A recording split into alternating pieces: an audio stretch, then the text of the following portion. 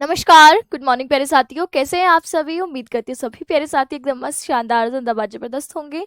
मैं वर्षा आप सभी का स्वागत करती हूँ आपके अपने प्यारे परिवार रोजगार विद अंकित एप्लीकेशन पर। तो प्यारे साथियों, एलटी ग्रेड शिक्षक भर्ती में आप लोगों की संस्कृत की क्लासेस चल रही है सुबह 10 बजे, साहित्य की, जिसमें मंडे यानी परसों की क्लास में हमने मेघदूतम शुरू किया था। मेघदूतम का जो पूर्व मेघ का पार्ट है ये हमें आपके एलटी में पढ़ना है। तो अभी तक हम लोगों ने लास्ट क्लास में, मंडे की क्लास में 8 श्लोक पढ़े थे। बंद कर दीजिए। मंडे की क्लास में हमने 8 श्लोक पढ़े थे। आज कल हमारी छुट्टी थी, यानी कल कोई क्लास नहीं हुई, और अब हम आज इसको ट्यूसडेज के आगे कंटिन्यू करेंगे। ठीक है, तो सभी प्यारे साथियों का स्वागत है। आज से ही आप लोगों की शाम को 6 बजे प्रैक्टिस सेट यूट्यूब पर शुरू होगा, और आज से ही रात को 8 बजे भी साहित्य की एक और क्लास शुरू होगी, जिसमें हम इसके अल्टरनेट दूसरा ग्रंथ यानी अभिज्ञान शाकुंतलम शुरू करेंगे। ठीक है, तो सभी प्यारे साथियों का आज की इस सेशन में बहुत बहुत स्वागत है। फटाफट से सेशन में आइए, कमेंट में बताइए भाई कौन कौन जुड़ चुका है। अभी तक जो आपने पढ़ा है कुछ आपके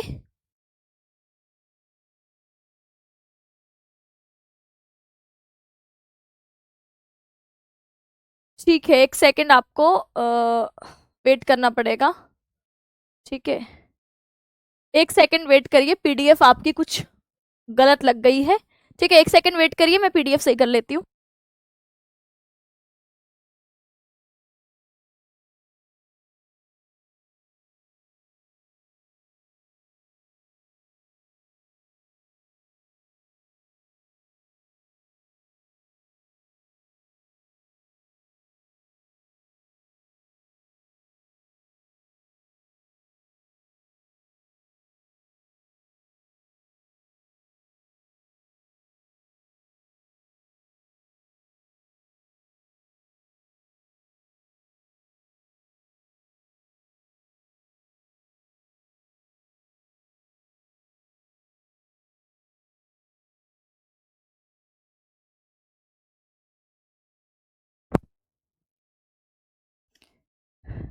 चलिए, तो आप लोगों के कंटिन्यू करते हैं।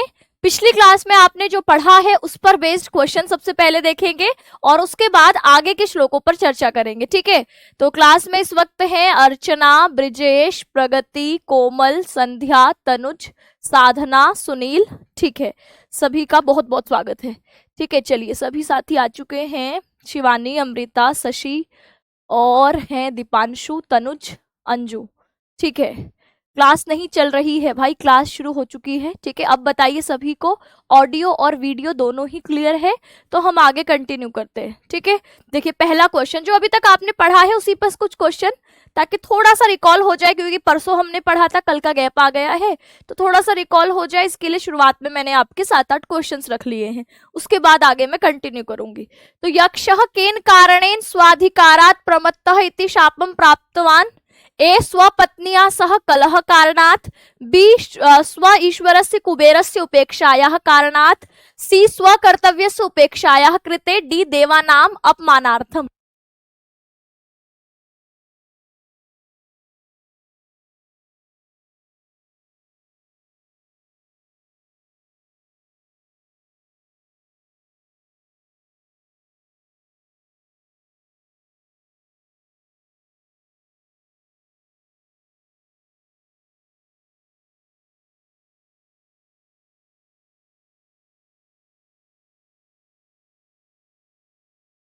तो आप कहेंगे यक्ष ने किस कारण से स्वाधिकारात प्रमत्तः, अपने अधिकार, अपने कर्तव्य से प्रमाद किया? तो आप कहोगे कि किस लिए आपके प्रमाद किया? स्वपत्निया सह कलह कारणात्, शाप प्राप्त करने के पीछे कारण था कि उसने अपनी पत्नी के साथ झगड़ा किया। स्व ईश्वरस्य कुबेरस्य, अपने जो मालिक कुबेर हैं उसकी उपेक्षा के कारण से। आप कहोगे हाँ, है ना, उसने अपने आपके जो मालिक कुबेर हैं उनकी उपेक्षा के कारण से श्राप को प्राप्त किया, क्योंकि इसने अपने कर्तव्य से प्रमाद किया। प्रमाद करने के कारण कुबेर ने इसका क्या कर दिया? शाप दे दिया कि भाई जिस पत्नी के मोह में आकर तुमने अपने कर्तव्य से प्रमाद किया है उससे तुम 1 साल तक दूर रहोगे, और सारी शक्तियां उसकी छीन ली। यक्षः पुत्र निवसति स्म, ए कैलाश पर्वते, बी है हिमालयस्य गुहासु, सी है रामगिरी पर्वतस्य आश्रमेशु, डी है पुष्कर तीर्थे। बताइए, पुत्र कुत्र का अर्थ होता है कहाँ, तो कैलाश पर्वते, हिमालयस्य गुहासु, रामगिरी पर्वतस्य आश्रमेषु या पुष्कर तीर्थे। तो आप कहेंगे रामगिरी पर्वतस्य आश्रमेषु, यही आया है ना, रामगिरी आश्रमेषु। तो रामगिरी पर्वत के जो आश्रम है वहां पर यक्ष ने अपने इस 1 साल के दौरान निवास किया है। अस्तंगमित महिमा यक्षस्य विषये किम सूचयति, ए तस्य तेजः देवत्वं च नष्टम, तस्य कीर्तेः वर्धिता, तस्य धनम नष्टम, तस्य प्रेमा नष्टा। बताइए यहाँ पर जो अस्तंगमित महिमा शब्द आया था, अस्तंगमित महिमा, तो यहाँ पर क्या होगा, अस्तंगमित महिमा का मतलब क्या था कि आपके कुबेर के श्राप के कारण जिसकी महिमा नष्ट हो गई है, और महिमा का अर्थ था उसका तेज, उसका देवत्व। तो यक्ष जो कि अपनी मर्जी से कहीं भी आ जा सकते हैं, मतलब आपके जो है अभी वो आंखें बंद करके सोचेंगे यहाँ पहुंचना है तो वहां पहुंच जाएंगे, वहां प्रकट हो जाएंगे। ये जो उसकी तेज था, शक्ति थी, देवत्व था, ठीक है, क्योंकि यक्ष आपकी एक देव जाति ही है, यक्ष गंधर्व, ठीक है, ये सब आपकी देव जातियां होती हैं। तो इस अस्तंगमित महिमा का मतलब था कि तस्य तेजः देवत्वं च नष्टः, उसका जो देवत्व था, उसकी जो शक्तियां थी, उसका जो तेज था वह नष्ट हो गया। अब है मेघालोके भवति सुखिनो अपि अन्यथा वृत्ति चेतः इत्यस्य भावः कः, ए मेघं दृष्ट्वा दुखी जनः सुखी भवति, मेघं दृष्ट्वा सुखिनः अपि जनस्य मन विचलितं भवति, सी मेघं दृष्ट्वा सर्वे निद्रां यान्ति, मेघं दृष्ट्वा राजानं क्रोधः वर्तते। बताइए क्या होगा इसका सही जवाब, मेघालोके भवति सुखिनो अपि अन्यथा वृत्ति चेतः, इसका भाव क्या है, तो आप कहोगे कि इसका भाव ये है कि मेघ आलोके यानी मेघ को देखकर हो जाती है सुखिनः अपि, सुखी लोगों की भी अन्यथा वृत्ति, चित्त की, चेतः यानी चित्त की, उनके हृदय की भी अन्यथा वृत्ति हो जाती है, यानी वे भी थोड़े से आपके विचलित हो जाते हैं। अपने प्रेमी जन के पास रहने पर भी, सुखी रहते हुए भी जब आपके वो बादल को देखते हैं तो उनकी भी अन्यथा वृत्ति हो जाती है। फिर हम जैसों का तो कहना ही क्या, जो आपके अपनी प्रिया को कंठ से लगाना चाहते हैं लेकिन दूर स्थित हैं, तो ऐसे का तो फिर कहना ही क्या। तो बी ऑप्शन जो आप बता रहे हैं बिल्कुल सही है। नेक्स्ट क्वेश्चन आप देखेंगे, जीमूत शब्दस्य पर्यायः कः, ए ऑप्शन है पर्वतः, बी ऑप्शन है मेघदूतः, सी ऑप्शन है गजः और डी ऑप्शन है मेघः। जीमूत शब्द का पर्यायवाची क्या होगा, जीमूत शब्द का पर्यायवाची बताइए, थोड़ा सा जल्दी करेंगे क्योंकि हमें क्वेश्चन आपके क्वेश्चंस में सिर्फ इसलिए लेके आई थी, थोड़ा रिवीजन हो जाएगा, है ना। तो आप कहेंगे जीमूत शब्द आया था मेघ के लिए, बादल को उसने जीमूत कहा था, जीमुतेन, है ना, तृतीय विभक्ति पद का इस्तेमाल किया था। यक्ष मेघाय अर्घ्य किम पुष्पम अर्पयति, ए कमलम, बी कुटजः, सी ऑप्शन चंपकः, डी ऑप्शन नागकेसरः। बताइए यक्षः मेघाय अर्घ्ये किम पुष्पम अर्पयति, तो क्या कहेंगे कि आपका कुटज अग्रही, कुटज के अग्रभाग यानी आपके कोमल ताजे कुटज के फूलों के द्वारा उसने अर्घ्य कल्पित किया था। धूम ज्योति ही सलिल मरुताम सन्निपातः इति कस्यानि परिभाषा दीयते, पृथिव्याः जलस्य मेघस्य वायोः। तो बताइए धूम ज्योति सलिल मरुताम सन्निपातः यह किसके लिए आया था,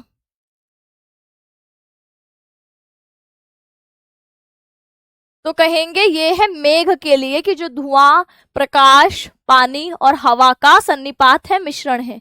यांचा मोघा वरम अधिगुणे नाधमे लब्ध कामा इत्यस्य भावः कः, ये आपके मैंने इंपॉर्टेंट सूक्ति भी बताई थी कि ये इंपॉर्टेंट सूक्ति है, तो इसका भाव क्या था, ए गुणिनः कृता यांचा निष्फला अपि श्रेयो अस्ति, बी गुणिहीनात् कृता यांचा सर्वदा सफलेव, अधमात् कृता यांचा श्रेष्ठा भवति, कस्यापि कृता यांचा व्यर्था भवति। इस वाली सूक्ति जो थी यह इसका अर्थ क्या था, यांचा मोघा, तो कहा याचना मोघा यानी निष्फल होती हुई भी वरम अधिगुणे, अधिक गुण वालों से वरम श्रेष्ठ है, और न अधमे यांचा नहीं अधम लोगों से मांगना, लब्ध कामा होते हुए भी कैसा है, तो आपके कहा यह श्रेष्ठ ना मोघ, आपके वरम ना श्रेष्ठ नहीं है अधम लोगों से लब्ध कामः, काम पूर्ति होते हुए भी मांगना। तो गुणिनः कृता यांचा, गुणियों से की गई याचना निष्फला होते हुए भी श्रेयस्कर है, ये इसका भाव था। तो ये अभी आपने जो पिछले श्लोक पढ़े थे उसमें से बेस्ड कुछ क्वेश्चंस मैंने आप लोगों को दिखाए ताकि आप ये समझ पाएं कि आपके सवाल बन कैसे रहे हैं। अब आज हमें 9वें श्लोक से पढ़ना है। एक दिन में 10 श्लोक का हमारा टारगेट है, 1.5 घंटे की क्लास होगी करीब करीब, ठीक है। और 10 श्लोक हम करेंगे तो 30 तारीख तक आप लोगों का ये वाला जो मेघदूतम है पूर्व मेघ, ये खत्म हो जाएगा, ठीक है। चलिए, तो अब इस श्लोक से हम आज की क्लास शुरू कर रहे हैं। पूरे मेघदूतम में मंदाक्रांता छंद का प्रयोग किया गया है, 17 वर्णों वाला मंदाक्रांता छंद होता है।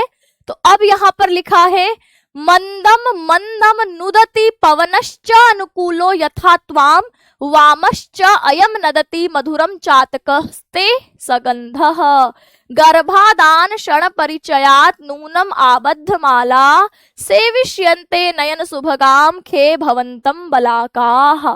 तो अब आगे जो कालिदास है वो क्या कहते हैं, आप कालिदास का मतलब है बोल कालिदास रहे लेकिन बुलवा यक्ष से रहे हैं, क्योंकि ओवरऑल पूर्व में एक तो कालिदास की ही रचना है। तो कालिदास खुद ना बोलकर उन्होंने एक पात्र है यहाँ पर यक्ष, यक्ष के माध्यम से अब आगे क्या बुलवाते हैं बादल को कि मंदम मंदम नुदति, मंदम मंदम मतलब बड़े धीरे धीरे, नदति यानी बहती है, तो बहुत धीरे धीरे क्या करती है, बहती हुई आगे बढ़ाती है या कहो धकेलती है। क्या पवनः, तो आपकी धीरे धीरे प्रेरित करती है, आगे बढ़ाती है, बहाती है। पवनः यानी हवा, त्वाम यानी तुमको, तो त्वाम पद किसको बोल रहे हैं, मेघ से बात हो रही है ना, तो ये पद किसके लिए आया है, मेघम, है ना। तो मेघ को हवा धीरे धीरे आगे धकेलती है, आगे बढ़ाती है, आगे बहाती है। यथा अनुकूलः च, जो तुम्हारे अनुकूल है, तो यानी एक होती है हवा आपको विपरीत दिशा में उड़ाकर ले जा रही है, मुझे जाना इधर है और हवा मुझे उड़ा के इधर ले गई, लेकिन ये पवन कैसी है, अनुकूल यथा, जैसे यह अनुकूल पवन मंदम मंदम नुदति त्वाम, तुमको धीरे धीरे धकेलती है, आगे बढ़ाती है, यह तुम्हारे अनुकूल पवन। तो यहाँ पर जैसे अनुकूल हवा तुम्हें बहुत धीरे धीरे मानो आगे बढ़ाती है, आगे बहाती है, या कहो आपके धीरे धीरे तुमको आगे बढ़ाती है। वामः, वामः होता है बायां, वामः और बाएं, अयम नदति मधुरम, और बाई तरफ यह जो चातक है वह मधुरम नदति, मधुर मधुर शब्द करता है, मधुर मधुर बोलता है। तुम्हारी बाई ओर नदति ध्वनि करता है, गान करता है, मधुरम बहुत मधुर। अयम चातकः, यह चातक पक्षी तुम्हारी बाई ओर क्या करता है, मधुर मधुर शब्द करता है। तो चातक का आपको पता ही है कि चातक पक्षी क्या करता है, वह आपके आसमान की तरफ देखता रहता है और जमीन से जल ग्रहण नहीं करता है ना, वो आपके सीधे जो वर्षा का जल होगा उसी की बूंद को ग्रहण करेगा। तो ये आपका जो चातक पक्षी है इसका प्रेम है किसकी तरफ, आपके वर्षा की बूंद की तरफ, है ना। बादलों को देखता रहता है, देखता रहता है, देखता रहता है और प्यासा मर जाएगा लेकिन नीचे से जल नहीं उठाएगा। तो ये जो चातक पक्षी है यह तुम्हारी बाईं तरफ शब्द करता है, मधुर शब्द करता है, मधुर ध्वनि करता है। अब हमारे शास्त्रों में कहते हैं ना ये शुभ है ये अशुभ है, तो ये बाईं तरफ किसी चातक मोर पक्षी का बोलना शुभ संकेत है। तो इसीलिए वो क्या कहता है यक्ष कि वामः च अयम चातकः नदति मधुरम, बाईं तरफ तुम्हारा जो है यह चातक पक्षी क्या करता है, मधुर ध्वनि उत्पन्न करता है। ते मतलब तुम्हारे, सगंधः यानी सुगंधित, है ना। तो यह आपका सगंधः जो आपके गंध युक्त है ऐसा चातक पक्षी तुम्हारी बाईं तरफ नदति मधुर गान करता है। और तुम्हारी बाईं ओर यह चातक पक्षी मीठी ध्वनि उत्पन्न करता हुआ गा रहा है। आगे क्या कहते हैं, गर्भाधान क्षण परिचयात। अब जो आपके पशु पक्षी हैं उनका विशेष काल होता है प्रजनन का, है ना। आपके जैसे मनुष्य तो भैया कभी भी आपके जो है प्रजनन कर सकते हैं, कोई सीजन नहीं आता मनुष्यों के प्रजनन के लिए, लेकिन पशु और पक्षियों में आपके प्रजनन के लिए सीजन आता है, मौसम आता है। तो जो आपके कौन से पक्षी हैं, तो कहा कि जो बगुले आदि हैं, जो आपके नयन शुभगाम बकुल आदि जो पक्षियां हैं यानी बकुलियां हैं, ये बलाकाह, बलाकाह यानी जो बगुलियां हैं, ठीक है, तो वो आपके गर्भाधान क्षण परिचयात, जब आसमान में बादलों को देखते हैं तो आसमान में बादल देखने के कारण उनको क्या परिचय होता है, उनको परिचय होता है कि भाई हमारे गर्भाधान का समय आ गया है, मौसम आ गया है। क्योंकि बगुलियां आपके किस सीजन में गर्भाधान करती है, किस मौसम में, तो कहोगे बरसात में, तो बरसात के चौमासा का महीना आ गया। तो आकाश में बादल देखकर मानो बगुलियां गर्भाधान क्षण परिचयात, गर्भ का आधान करने का क्षण आ गया है, इसका परिचय पाती हुई नूनम निश्चय ही आबद्ध माला, आबद्ध माला यानी पंक्तिशः, आप देखेंगे पक्षियों को कई बार आसमान में आपके पंक्तिबद्ध होकर वह उड़ते जाते हैं। तो यहाँ पर बगुलियां गर्भाधान के क्षण आ गया है, इस परिचय से मानो निश्चित ही एक पंक्तिबद्ध क्रम में, तो गर्भाधान मैथुन का समय, क्षण यानी अवसर समय आ गया है, ऐसे परिचयात, ऐसे परिचय होकर या अनुभव से, क्योंकि उनका समय यही है प्रजनन का, निश्चय ही आबद्ध माला पंक्तिबद्ध बनाकर, पंक्ति सी बनाकर, बलाकाह जो बगुलियां सफेद पक्षी हैं, गर्भाधारण के समय के सुख का अनुभव कर चुकी पंक्तिबद्ध बगुलियां निश्चय ही, खे, खे मतलब यहाँ पर सप्तमी विभक्ति है ख पद का, ख मतलब आकाश, खे मतलब आकाश में, भवंतम, भवंतम यानी आपके, नयन सुभगम आंखों को सुहावनी लगने वाली, सेविष्यंती सेवा करेंगी, आपका अनुसरण करेंगी। तो ये जो आपकी बगुलियां हैं जो कि नयन सुभगा है, आपको अपनी आंखों के लिए शुभकर मानती हुई, आंखों के लिए कल्याणकारी मानती हुई, आपके गर्भाधान का क्षण आ चुका है, इस परिचय से आपका सेवन करेंगी, आपके कदमों का अनुसरण करेंगी, आपके साथ आगे बढ़ेंगी, आबद्ध माला नूनम निश्चित ही पंक्तिबद्ध होकर, ठीक है। तो खे मतलब आकाश में, भवंतम आपको, नयन शुभगम आंखों कल सुहावना, सेविष्यंते सेवा करेंगी। आकाश में तुम्हें जो आंखों को अत्यंत सुहावने लगते हो, तो बगुलियों के लिए गर्भाधान का समय है। अब गर्भाधान के समय अब पूरा साल उनको इंतजार करना है कि भाई हम इसी सीजन में प्रजनन करेंगे, तो ऐसे में जब वो आपके सीजन आएगा, वो मौसम आएगा, वो चौमासा आएगा और आकाश में बादल दिखेंगे, तो उनके लिए वो नयन सुभगम होगा, आंखों को सुहावना लगने वाला कि अब हम उड़ेंगे, है ना। तो आपके, तो इसीलिए यहाँ पर आकाश में तुम्हें जो आंखों को अत्यंत सुहावने लगते हैं, ऐसे तुम्हारा सेविष्यंती सेवन करेंगी, सेवन करेंगी का मतलब स्वागत करेंगी, या कहो आपके पीछे पीछे चलेंगी, है ना। पूरे का अर्थ अनुकूल पवन जैसे तुम्हें धीरे धीरे ले जा रही है, बहा रही है ना, तुम्हें धकेल रही है। यह चातक पक्षी तुम्हारी बाईं ओर मधुर शब्द कर रहा है। गर्भाधान के आनंद के अभ्यास के कारण आकाश में पंक्तिबद्ध बगुलियां नयनों को सुंदर लगने वाले तुम्हारी अवश्य सेवा करेंगी, तुम्हारे पीछे पीछे चलेंगी, यह यहाँ पर कवि का भाव है। बताइए समझ में आया। मंदम, मंदम क्रिया विशेषण है किसका, नुदती क्रिया का। नुदती क्रिया मतलब बहा रही है, धकेल रही है, इसका विशेषण है मंदम, मंदम धीरे धीरे धकेल रही है, धीरे धीरे आगे बढ़ा रही है। पवनः च अनुकूले कौन सी संधि है, पवनः च अनुकूले, बताओ। पवनः च अनुकूलः, अनुकूलो, अनुकूले भी नहीं है, ये अनुकूलः है, अनुकूलः है ना, अनुकूलः, ठीक। यथा त्वाम वामः च अयम, वामः च अयम नदति, यह चातकः ते, चातकः, चातकः, सगंधः चातकः ते वामः मधुरम नदति। गर्भाधान क्षण परिचयात, गर्भाधान क्षण परिचयात, परिचयात नूनम, नूनम आबद्ध मालाः सेविष्यन्ते नयन शुभगाम खे भवंतम बलाकाः। ठीक है, संधि बता रहे हैं आप लोग। चलिए ठीक है। पवनः च विसर्ग संधि है, इस विसर्ग को पहले स हुआ, फिर स को तालव्य श हो गया स्तोष चुनाश्चू से, कुल मिला के इसको हम विसर्ग संधि बोलते हैं। च और अनुकूल में, च में अ है, अनुकूल में अ है, अ और आ हो गया तो चानुकूलो हमें दिखाई दे रहा है। इन दोनों पदों में दीर्घ संधि है। चातकः ते पदे अपि विसर्ग को स हो गया है सामने खर प्रत्याहार का वर्ण रहने पर, यहाँ पर भी आपके विसर्ग संधि हुई। वामः च अयम में भी सेम, वामः के बाद च है, विसर्ग संधि हुई, विसर्ग को पहले स को तालव्य श। च और अयम में, च में अ, अयम में अ, तो चायम बन गया यह, तो यहाँ दीर्घ संधि इन दोनों पदों में। गर्भाधान क्षण परिचयात, अब इसमें देखिए परिचयात त और नूनम में न, जब भी सामने अनुनासिक वर्ण हो, कौन सी संधि हमने देखी है, यरोनुनासिके नुनासिको वा, यर प्रत्याहार का वर्ण रहे उसके बाद अनुनासिक हो तो यर भी अनुनासिक में बदल जाता है। तो यहाँ पर ये ह को छोड़कर सभी वर्ण यर में आ जाते हैं, तो यहाँ पर सामने वाली अनुनासिक को देखकर अनुनासिक हो जाना अनुनासिक संधि होगी।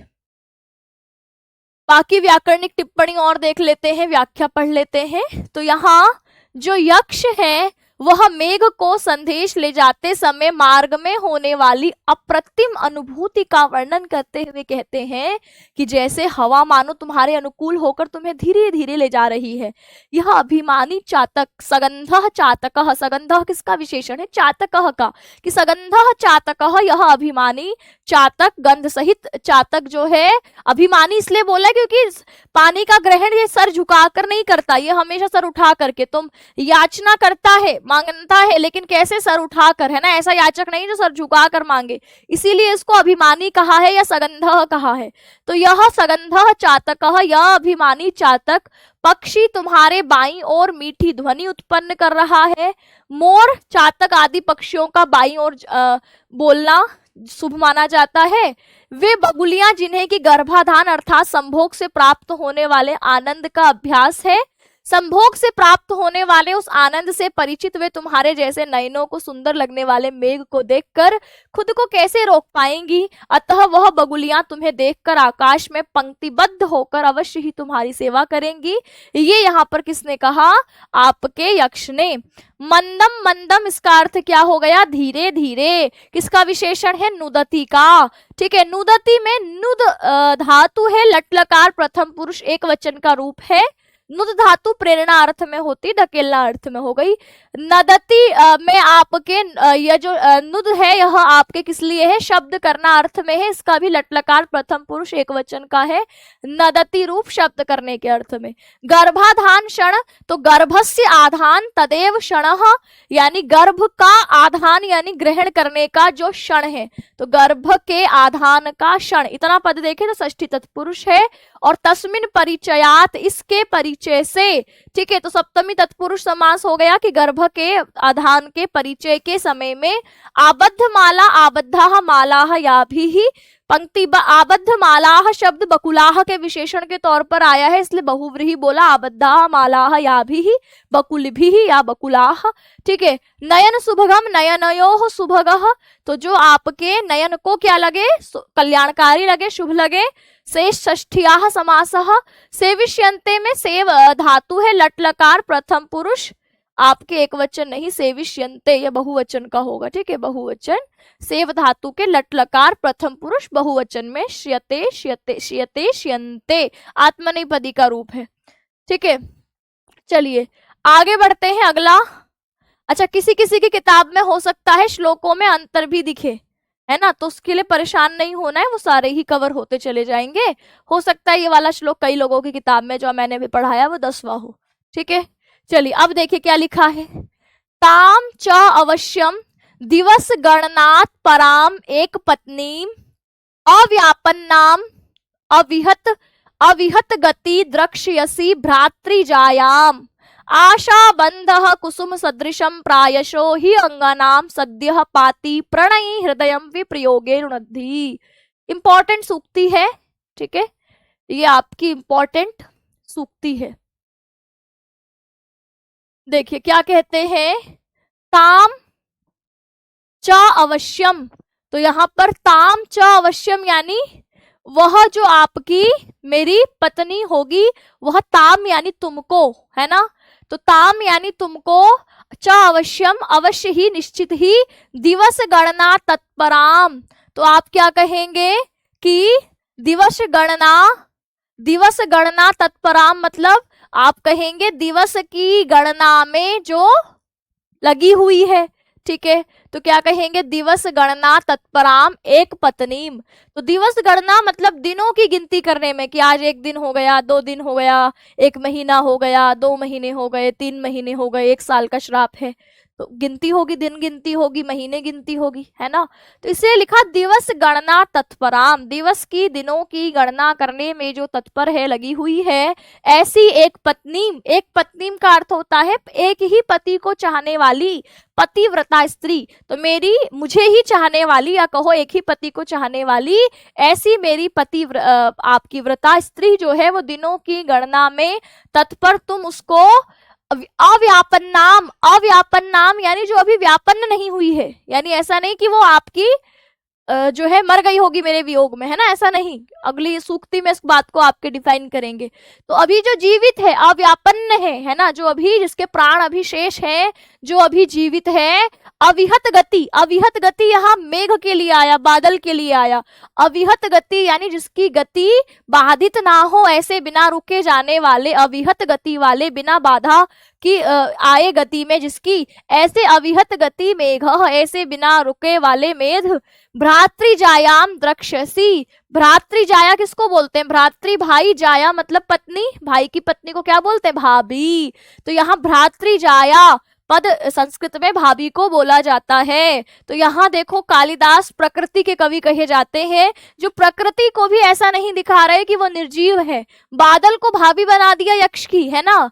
तो ये आपके प्रकृति को जीवित सजीव रूप में वर्णित करने वाले आपके कालिदास क्या कहते हैं बादल को, कि भ्रातृजायाम द्रक्ष्यसि। तो यक्ष के माध्यम से ये बुलवाते हैं कि तुम भ्रातृजायाम द्रक्ष्यसि, तुम अपनी भाभी को देखोगे, तुम अविहत गति वाले अपनी भाभी को देखोगे, अव्यापन्न यानी निश्चित रूप से जीवित ही तुम उसको देखोगे, जो कि आपकी एक पत्नीम है, एक पति पे आस्था रखने वाली है, दिन की गणना में जो आपकी तत्पर है, ऐसे तुम उसको अवश्यम द्रक्ष्यसि देखोगे ही। और जो आशा के सहारे जीवित है, और उस मेरी पत्नी को तुम यानी अपनी भाभी को तुम निश्चित ही देखोगे।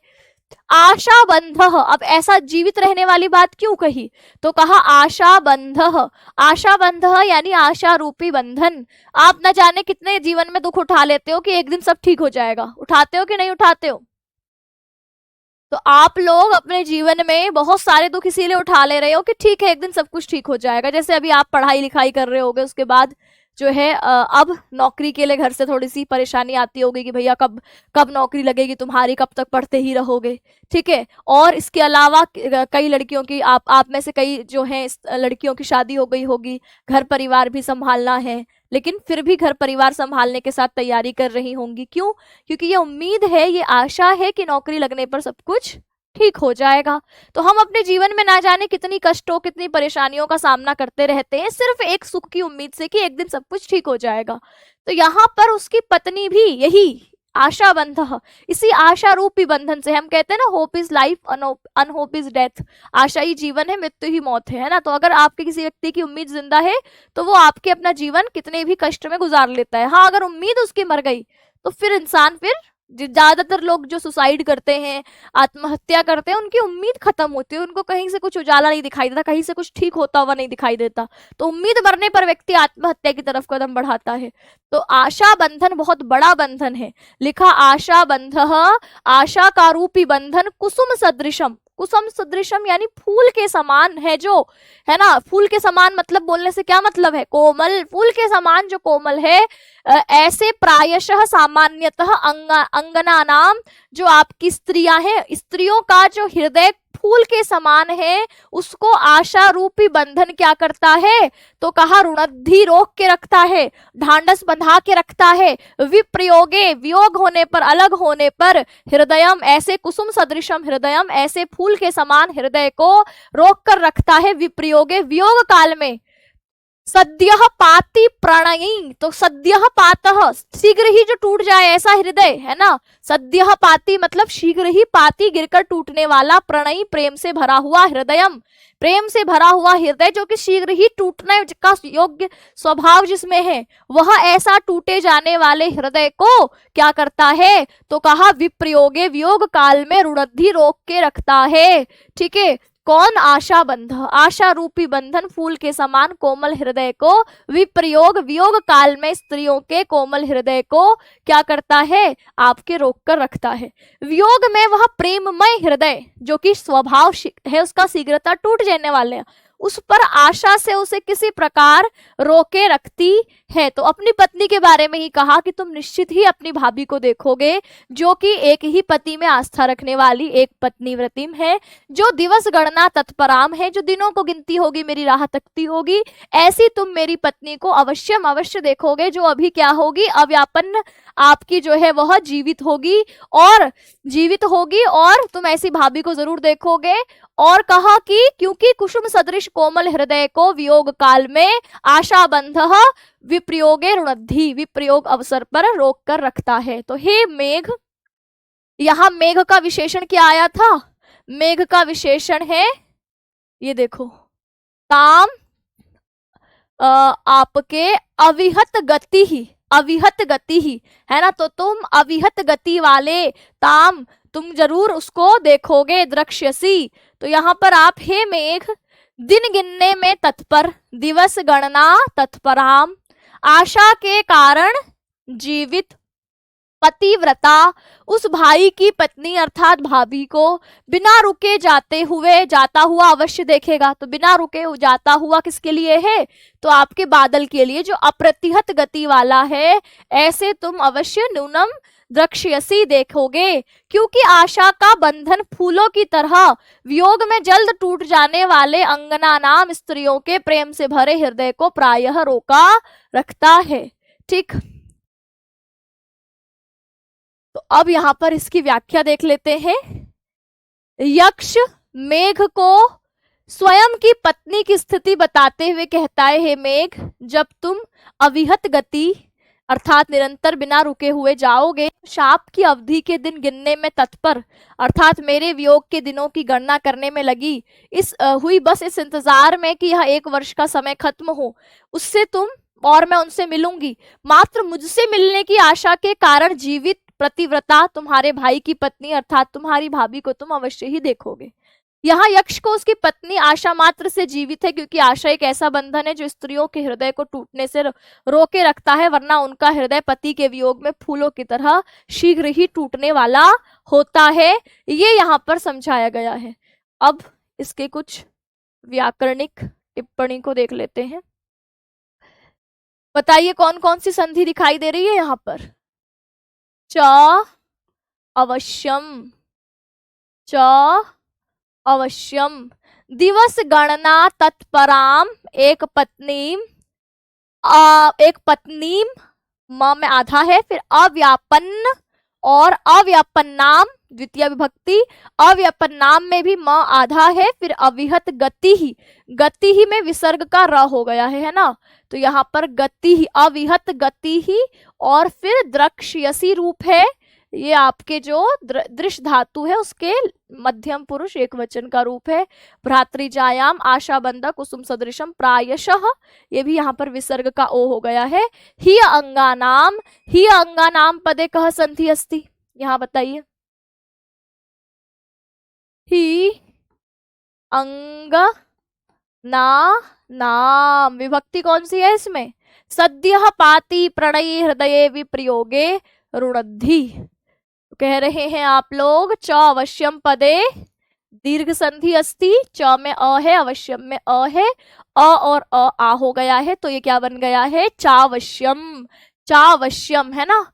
और है गति ही पदे विसर्ग आपके र में बदल गया है, ये र में बदला है विसर्ग, है ना, तो ये आपका विसर्ग संधि का एग्जाम्पल हो जाता है। ठीक है, और सूक्ति इंपॉर्टेंट बता ही दी। ही अंगा नाम में ही ह के ई है, ई के बाद दूसरा स्वर है, तो यहाँ यण संधि हुई है। ही अंगा नाम षष्ठी विभक्ति बहुवचन का पद है, स्त्रियों के। हाँ सही है, मतलब अब आप लोग व्याकरण में सही करने लगे हैं, अब आप लोगों की गलती नहीं होती है ना। तो आपके गद्यांश या पद्यांश में कहो तो इतना ही सिंपल होता है व्याकरण। ठीक है, भले ही लघु सिद्धांत कौमुदी में आप कुछ कुछ ऐसे सूत्र पढ़ लेते हैं जो आपका दिमाग को चकरा देते हैं, पर सामान्यतः भाषा में जो सामान्य संधि के नियम होते हैं वही अप्लाई हो रहे होते हैं।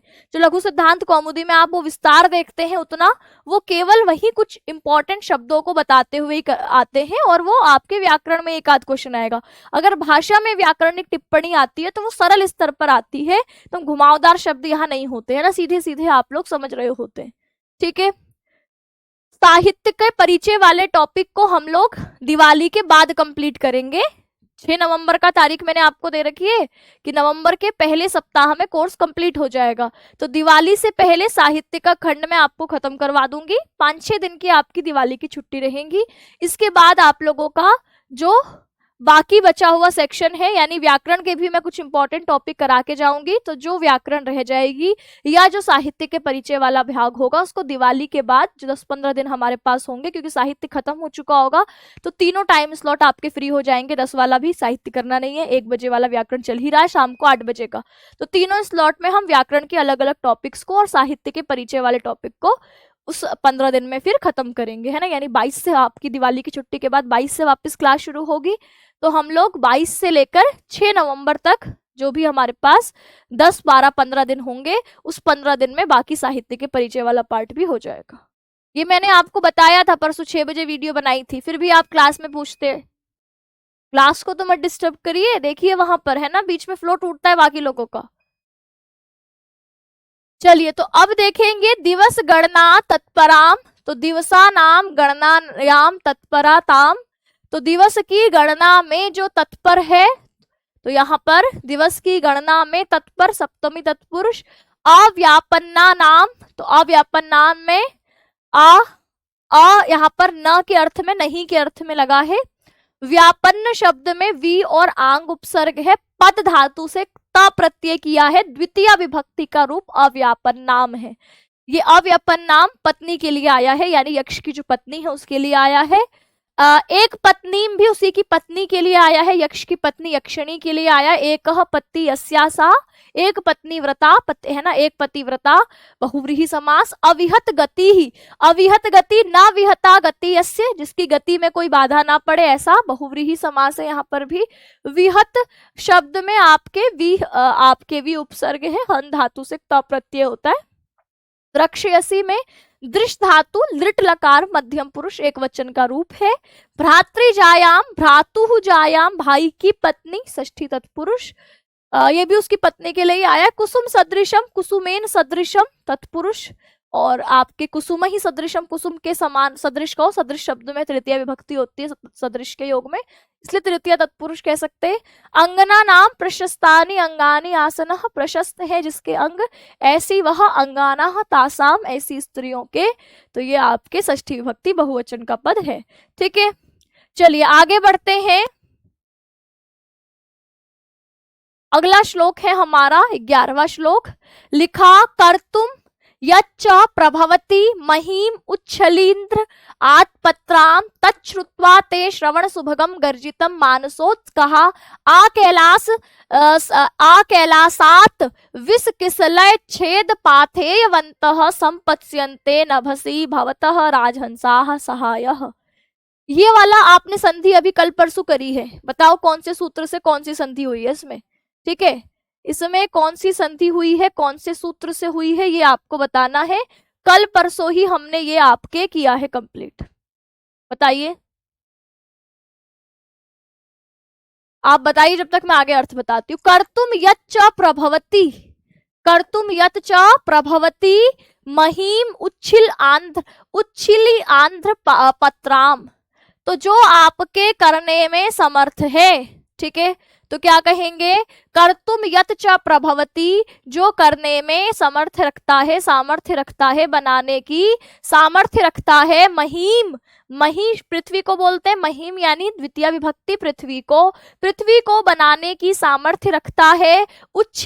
उच्छलिंद्र, उच्छलिंद्र यानी जो ऊपर उठे हुए आपके आतपत्रम, आतपत्रम होते हैं आप मशरूम देखिए ना आपने, जिसको कुकुरमुत्ता भी कह देते हैं, तो आपके उसको, आपकी पृथ्वी को क्या कर देता है, तो कहा उठे हुए जो आपके कुकुरमुत्ते हैं, मशरूम है, उसकी छतरियों से ढुकी हुई बनाने की सामर्थ्य जो रखता है। तो तुम्हारा, अच्छा ये अगली लाइन से, तुम्हारा गर्जन इतना शक्तिशाली है, ये अगली लाइन से समर्थित होगा। अभी यहाँ इतना ही बोला है कि पृथ्वी को उठे हुए कुकुरमुत्तों की छतरियों जैसा बनाने की सामर्थ्य रखता है। तत्श्रुत्वा,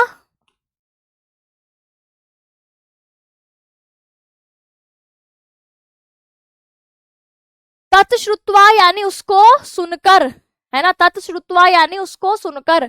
तो तत्श्रुत्वा में आप देखेंगे, तत्श्रुत्वा, है ना, कौन सी संधि हुई सबसे पहले बताइए। तत्श्रुत्वा में ये जो पदांत है झलाम जशवंते से, याद है क्या हो जाता है, द, तो क्या बन जाता है, तद श्रुत्वा। फिर उसके बाद झलाम जशवंते के बाद कौन सा सूत्र लगता है, शुचुत्व संधि पढ़ी है, स्तोश्चुनाश्चु, स्तोश्चुनाश्चु कहता है सामने ये श्रुत्वा मतलब है ये श और र का संयोग हुआ है, तो ये श रहे तो त वर्ग का क्या हो जाता है, च वर्ग हो जाता है। तो ये त थ द तीसरा है, तो ये च छ ज तीसरे में बदल जाता है, स्तोश्चुनाश्चु सूत्र से यह तीसरे में बदल गया, तो ये च छ ज, तज श्रुत्वा हुआ। अब इसके बाद कौन सा सूत्र लगता है, तो सबसे पहले सूत्र लगा झलाम जशवंते, फिर स्तोश्चुनाश्चु, अब लग जाता है खरी च, खरी च में खर प्रत्याहार का वर्ण सामने आए तो यह अपने पहले में बदल जाता है। अब ये जो खर में श श स शामिल होते हैं, खफ छटता चटता व कपय श स स र, तीनों श आ जाते हैं, तो ये तालव्य श है, तो ये पहले में बदल जाएगा, तो क्या हो जाएगा, खरी च से ये तच श्रुत्वा बन जाएगा। तो कितने सारे सूत्र लग रहे हैं। तच श्रुत्वा के बाद अब जाकर शश छोटी सूत्र लगता है, अब जाकर के शश छोटी सूत्र लगता है, जो क्या कहेगा कि आपके अगर श के परे अट प्रत्याहार का वर्ण हो तो क्या हो जाता है, आपके इस श को छ आदेश हो जाता है। ठीक है, तो श के स्थान पर छ आदेश हो जाए अट प्रत्याहार के परे रहने पर, तो यहाँ पर श के परे अट प्रत्याहार का वर्ण है। ठीक है, तो क्या होगा, आपके यहाँ पर शश छोटी सूत्र लग जाएगा और ये तच्छ्रुत्वा आपको दिखाई देता है। छ में आपके रू तो है ही, र तो है ही, रुत्वा, तच्छ्रुत्वा। ठीक है, तो इस तरीके से आपको यहाँ पर संधि के नियम आपको कराए गए हैं। ठीक है, चलिए, तो तत्श्रुत्वा यानी उसको सुनकर। ठीक है, ते यानी तुम्हारा, षष्ठी विभक्ति है, ते तुम्हारा। श्रवण शुभगम, श्रवण शुभगम यानी जो श्रवण में क्या लगता है, सुनने में शुभगम लगता है, अच्छा लगता है, कानों को सुख देने वाला है, कानों के लिए जो कल्याणकारी है। तो तत्श्रुत्वा ते श्रवण शुभगम, इसको सुनकर तुम्हारे कानों को प्रिय लगने वाले, गर्जितम गर्जना को, मानसोत्सका, मानसोत्सका यहाँ पर जो बेचैन है, उत्कंठित है, ऐसे राजहंसाह के विशेषण के तौर पर आया है ये राजहंसाह, तो इसको भी यही छोड़ेंगे, यहाँ पर देखेंगे कि गर्जितम तत्श्रुते, गर्जितम तुम्हारे गर्जन को, श्रुत्वा तुम्हारे गर्जन को सुनकर। कैसे गर्जन को, तो कहा श्रवण शुभगम गर्जितम, तो ये श्रवण शुभगम गर्जितम के विशेषण के तौर पर आया है कि तुम्हारे सुनने में मधुर लगने वाले गर्जना को सुनकर आपकी जो महिम है, पृथ्वी है, वह उच्छलिंद्र आतपत्राम, आपके आतपत्र से उच्छलिंद्र ऊपर उठी हुई करने में समर्थ हो जाती है। यानी बरसात के मौसम में आप देखोगे कहीं पर भी जो मशरूम है, कुकुरमुत्ता है, वह आपके फल फूल जाता है। तो तुम्हारा गर्जन कैसा है, तो इतना शक्तिशाली है कि पृथ्वी को भी उठे हुए कुकुरमुत्ते जैसी छतरियों जैसा बना देता है। आगे लिखा आ कैलासात, आ कैलासात यानी कैलाश पर्यंत तक, कैलाश पर्वत तक, बिस किसलय छेद पाथेवंतः, इसको लास्ट लाइन से जोड़ेंगे कि राजहंसाः, जो राजहंस है वो नभसी, आकाश में, भवतः, आपके, सहायाः, सहायक होंगे। तो आकाश में आपके सहायक राजहंस होंगे, आपके, तुम उसको संपत्स्यन्ते, प्राप्त करोगे। तो तुम आकाश में राजहंसों की सहायता को प्राप्त करोगे, यानी वो तुम्हारे सहायक बनेंगे। तो संपत्स्यन्ते यानी प्राप्त होंगे, साथ होंगे। नभसी, आकाश में, भवतः, तुम्हारे, राजहंसाः, सहायाः, सहाया मतलब तुम्हारे सहायक के तौर पर, साथी के तौर पर। राजहंस का ही मानसोत्सुकः पद आया था, मानसोत्सेकः, जो आपके, तुम्हारे साथ जाने के लिए उत्कंठित है, बेचैन है, ऐसे मानसोत्सेकः राजहंसाः, ऐसे आपके जाने के लिए उत्कंठित बेचैन राजहंस आकाश में तुम्हारे सहचर होंगे, आपके साथी बनेंगे। अब वो, और इसी राजहंस के विशेषण के तौर पर आया, कैसे, और वो कैसे है, पाथेयवन्तः है। पाथेय मतलब जिसने भोजन को अपने पास धारण कर रखा है, तो पाथेयवन्ताः कहा, राजहंसाः। पाथेयवंत कौन है, जो खाने से भोजन को साथ लिए हैं, वह कौन है, तो राजहंस है। अच्छा, कौन से भोजन को लिए हैं, तो कहा बिस किसलय छेदः। बिस किसलय छेदः यानी बिस होता है कमल की जो कोमल नाल है, ठीक है, उसके किसलय, उसके कोमल अंकुरों को, छेद यानी टुकड़ों को, जिसने अपने मार्ग में भोजन के लिए रखा हुआ है। तो कैलाश पर्वत तक तुम्हारे साथ होंगे, नभ में जाने वाले तुम इन राजहंसों को अपने सहायक के तौर पर प्राप्त करोगे, तुम्हारे सहायक यह होंगे, और यह आपके कैलाश पर्वत तक तुम्हारे साथ होंगे। तो आकाश में उड़ने वाले ये राजहंस जो तुम्हारे साथ उड़ने के लिए बेचैन है, ये कैलाश पर्वत तक आकाश में तुम्हारे साथ होंगे। और इनके विशेषण के लिए आया कि भैया इन्होंने अपना भोजन पानी की व्यवस्था सब कर रखी है। तो ये बिस किसलय आच्छेद पाथेयवन्तः है, यानी कमल के कोमल नालों के किसलयों को, टुकड़ों को, जो अपने चोंच में या अपने पास धारण किए हुए इन राजहंसों को तुम अपने पास जो है वह प्राप्त करोगे। कमल नाल की कोमल कपोलों के टुकड़े मार्ग में भोजन के रूप में लेकर जाने वाले हंस तुम्हारे मार्ग में क्या होंगे, नभसी, आकाश में, आपके सहायः संपत्स्यन्ते, आपके सहायक के रूप में प्राप्त होंगे। इस पूरे का अर्थ हुआ कि जो पृथ्वी को भी उठी हुई कंदलिकाओं, कंदलिकाएं वही कुकुरमुत्ता है ना, उस वाली बना देने में समर्थ है। तो तुम्हारी कैसी, तुम्हारी सामर्थ्य कैसी है, तो कहा जो पृथ्वी को भी उठी हुई कुकुरमुत्ते की छतरी के समान बना देने में समर्थ है। तुम्हारा जो बोलना है, गर्जन कैसा है, श्रवण सुभगम है, सुनने में मधुर लगने वाला है, कानों को सुख देने वाला है। और मानसरोवर को जाने के इच्छुक, या आपके मानसरोवर को जाने को इच्छुक बोलो, या आपके जो तुम्हारे साथ जाने के लिए क्या है, उत्सुक है, बेचैन है, ऐसे उत्कंठित कमल नाल के अग्रभाग को, टुकड़ों को मार्ग में भोजन बनाने वाले राजहंस कैलाश पर्वत तक तुम्हारे साथ जाएंगे। तो यह आपके पूरे पद का अर्थ क्या हुआ। तो अब यहां पर अगर हम इसको पूरे को देखें, कैलाश, कैलाश पर्वत तक, नभसी, आकाश में, भवतः, सहायः, आपके सहायक के तौर पर, सहचर के तौर पर, मानसोत्सकः राजहंसाः, मानस सरोवर को जाने के उत्सुक राजहंस, संपत्स्यन्ते, प्राप्त करोगे, ठीक है। और ते श्रवण सुभगम गर्जितम, तुम्हारी श्रवण, कान को अच्छे लगने वाली, गर्जितम, गर्जना को सुनकर, तत्श्रुत्वा, उसको सुनकर, गर्जना को सुनकर, महिम प्रभवती, यच्च महिम प्रभवती, कर्तुम, जो पृथ्वी को भी क्या कर सकती है, कहा उच्छलिंद्र आतपत्रम, उठे हुए आतपत्र कुकुरमुत्ते के समान ऊपर उठाने की सामर्थ्य रखने वाली तुम्हारी गर्जन को सुनकर जो मानसोत्सकः है, मानस जाने को उत्सुक है, ऐसे राजहंस तुमको सहायक के तौर पर प्राप्त होंगे। और यहाँ पर राजहंस के ही विशेषण के तौर पर आया है मानसोत्सकः पद, मानसोत्सकः राजहंसः। और ये आपके विष किसलय छेद पाथेयवन्ताः कहा राजहंसः, मानसोत्सकाः कहा राजहंसाः, ठीक है। तो इस तरीके से आप इसको कर सकते हो। बताइए अब संधि कौन कौन सी है।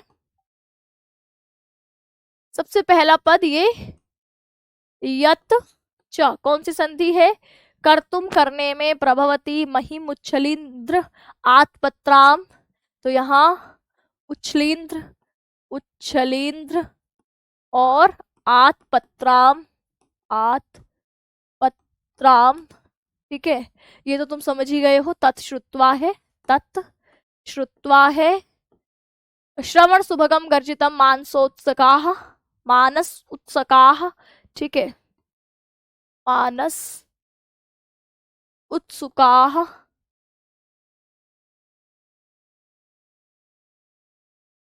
उत्काः, या आपके इसको रहने दीजिए ना, ये मानसोत्काः अपने आप में ही पूरा पद है। कैलाश, कैलासात, इस पद को देखेंगे, यहाँ पर लिखा है कैलासात, कैलासात, है ना, फिर त का द हो गया है, इस द में ही आपके आगे जुड़ रखा है बिस, किस लय, किस लय, ठीक है, किस बिस, किस लय, छेद, छेद पाथेयवन्तः। यत च पदे अस्ति, त को, त वर्ग का योग च वर्ग से होने पर त भी च में बदल जाता है। स्तोष चुनाश्चु सूत्र से शुचुत्व संधि हो गई है, यहाँ पर छत्व संधि हुई है, मतलब बहुत सारी हुई है इसमें। सबसे पहले हमारी हमने देखा कि जशत्व हो गई, जशत्व के बाद आप लोगों की स्तोष चुनाश्चु संधि हुई, ठीक है, फिर स्तोष चुनाश्चु के बाद खरीच हुआ, चरत्व हुआ, फिर खरीच के बाद शश छोटी लगा, तो ये बहुत सारा हुआ। अंत तौर पे हम इसको छत्व का ही रूप मानते हैं, ठीक। और इसके अलावा कैलासात पदे आपकी कौन सी संधि है, तो कहोगे जशत्व संधि, ठीक। चलिए कुछ और व्याकरणिक टिप्पणी की बात करें। अच्छा, अभी आपने प्रत्यय समास नहीं पढ़े हैं, तो अभी बहुत आपको वो नहीं समझ में आ रहे होंगे, पर जब वो पढ़ेंगे तो ये भी क्लियर हो जाएगा। और 6 नवंबर को मैं कोर्स खत्म करवा रही हूँ, इसका मतलब है उसके बाद हम लोग 20 दिन का बढ़िया रिवीजन करेंगे, है ना। 20 डेज आपका रिवीजन प्लान आएगा हमारा, और प्रैक्टिस साथ के साथ चलती रहेगी। तो इस 20 डेज में हम पूरे सिलेबस के सिर्फ इम्पॉर्टेंट भाग, चाहे वो आपकी व्याकरणिक टिप्पणी हो, है ना, व्याकरणिक टिप्पणी हो, इम्पॉर्टेंट सूक्तियां हो, ठीक है, आपके श्लोकों का फटाफट क्विक रिवीजन हो, तो वो सब आपके इन 20 डेज का प्लान बना लेंगे कि आपके पूरे जितने 9 ग्रंथ साहित्य के हो गए और आपके बाकी व्याकरण का हो गया टॉपिक, है ना। तो हम एक एक दिन में एक एक ग्रंथ को पूरा आपके 4-5 घंटे की क्लास लेंगे और पूरा बढ़िया तरीके से इंपॉर्टेंट रिवीजन करते हुए चलेंगे। तो 6 नवंबर तक तुम्हारा व्याकरण भी खत्म हो जाएगा, समास भी खत्म हो जाएगा, सारे टॉपिक खत्म हो जाएंगे, तो वहां वो चीजें समझ में आने लगेंगी। अभी सिर्फ देखते हुए चलिए एक बार, ठीक है। तो क्या लिखा है, यत च महिम, जो इस पृथ्वी को उच्छलिंद्र आत्पत्रा, मुठी हुई कंदलिकाओं वाली, कर्तुम प्रभवती, करने में समर्थ है, श्रवण सुभगम, सुनने में आनंद लगने वाला, गर्जितम, तुम्हारा गर्जन सुनकर, मानसोत्सुकः, मानसरोवर जाने के लिए उत्सुक, उत्कंठित, बिस्किसलय छेद पाथेयवन्तः, कमल की नाल को अपने भोजन स्वरूप ले जाने के बनाए हुए, नभसी, आकाश में, कैलाश, कैलाश पर्वत तक, तो भवतः सहायः संपत्स्यन्ते, आपके सहायक हो जाएंगे, प्राप्त करोगे तुम इसकी सहायता को। तो यहाँ यक्ष मेघ से मार्ग की सुगमता का वर्णन करते हुए कहता है कि तुम्हारा गर्जन जो कि पृथ्वी को भी उठी हुई कंदलिकाओं वाली बना देता है और कानों को भी जो सुप्रिय है ऐसा बना देता है, तुम्हारी ऐसी कानों को सुख देने वाली गर्जना को सुनकर मानसरोवर जाने की इच्छा रखने वाले जो राजहंस है, वो कमल की नाल के अग्रभाग के टुकड़ों को पाथे अर्थात मार्ग का भोजन बनाने के लिए अपने पास रखते हैं। जैसे राजहंस कैलाश पर्वत जो कि हिमालय के उत्तर में स्थित है, वहां तक तुम्हारे साथ जाएंगे, क्योंकि मानस झील कैलाश के सन्निकट है, ठीक। मॉक टेस्ट संडे से मिलने लगेगा, ठीक है। चलिए अब देखिए, लिखा है उच्छलिंद्र आत्पत्रम उत्तानि शिलियांद्राणि एवं आत्पत्राणि यस्यापः, तो यहाँ पर उद्गतानि, उगे हुए, तो यहाँ पर जो मानो कुकुरमुत्ते हैं, मशरूम है, वह बादलों की गर्जना को सुनकर मानो फूल जाते हैं, ऊपर उठ जाते हैं, तो इसको उद्गतानि, उत्पन्न हुए, निकले हुए, शिलिंद्राणि, शिल आपकी शिल होता है जो चट्टाने हैं, रंध्राणि यानी उनके रंध्रों से, उनके छिद्रों से, तो आपके ये जो कुकुरमुत्ते वगैरह है वो ऐसी ही जगहों से उगते हैं। तो एव आत्पत्राणि, ऐसे आत्पत्र यस्याम, ठीक है। तो यहाँ ये महिम पृथ्वी के विशेषण के तौर पर आया है कि उद्गतानि शिलिंद्राणि एव आत्पत्राणि यस्याम, तो जो उठे हुए कुकुरमुत्ते के समान उगे हुए आत्पत्र हैं, तो उच्छलिंद्र आत्पत्राम, ठीक है। प्रभवती में प्र उपसर्ग भू धातु लट लकार प्रथम पुरुष एक वचन का है। श्रुत्वा पदे श्रु धातु से त्वा प्रत्यय है। मानसोत्सुकः मानसे सरसी उत्काह मानस रूपी सरोवर में जाने को उत्कंठित। सप्तमी तत्पुरुष बिस किसलय छेद पाथेयवन्तः बिसस्य किसलयानि। षष्ठी तत्पुरुष अगर इतना ही देखें बिस किसलय तेषाम छेदाह उनका छेदाह टुकड़े, तो षष्ठी तत्पुरुष एवं पाथेय इनको ही पाथेय यानी पथ में जाने योग्य भोजन के समान है ना। तद अस्ति येषाम इति बहुव्रीहि, यह पूरा पद राजहंस के लिए आया है तो राजहंस के विशेषण के लिए बहुव्रीहि समास। पाथेयवन्तः पथि साधु पाथेयम पथि भोज्यम तदन्तः, तो रास्ते में जाने खाने योग्य जो भोजन है उसको पाथेयन्तः बोलते हैं। नभसी नभस शब्द के सप्तमी एक वचन का रूप है नभसी। आगे लिखा है आपृच्छस्व प्रिय सखम अमुम तुंगम आलिंग्य शैलम, ठीक है। वंद्य ही पुंसाम रघुपत पद ही अंकितम मेखलासु काले काले भवति भवतो यस्य संयोगेनेत्य स्नेह व्यक्तिश्चिर विरहजम मुंचतो वाष्पम उष्णम। अब ये भी बिल्कुल आपके कैसा लगता है, ऐसा लगता है जैसे कि प्रकृति ना हो, कोई हमारे सामने हमारा अपना दोस्त हो, ठीक है। तो क्या लिखा है आपके, लिखा है आपृच्छस्व।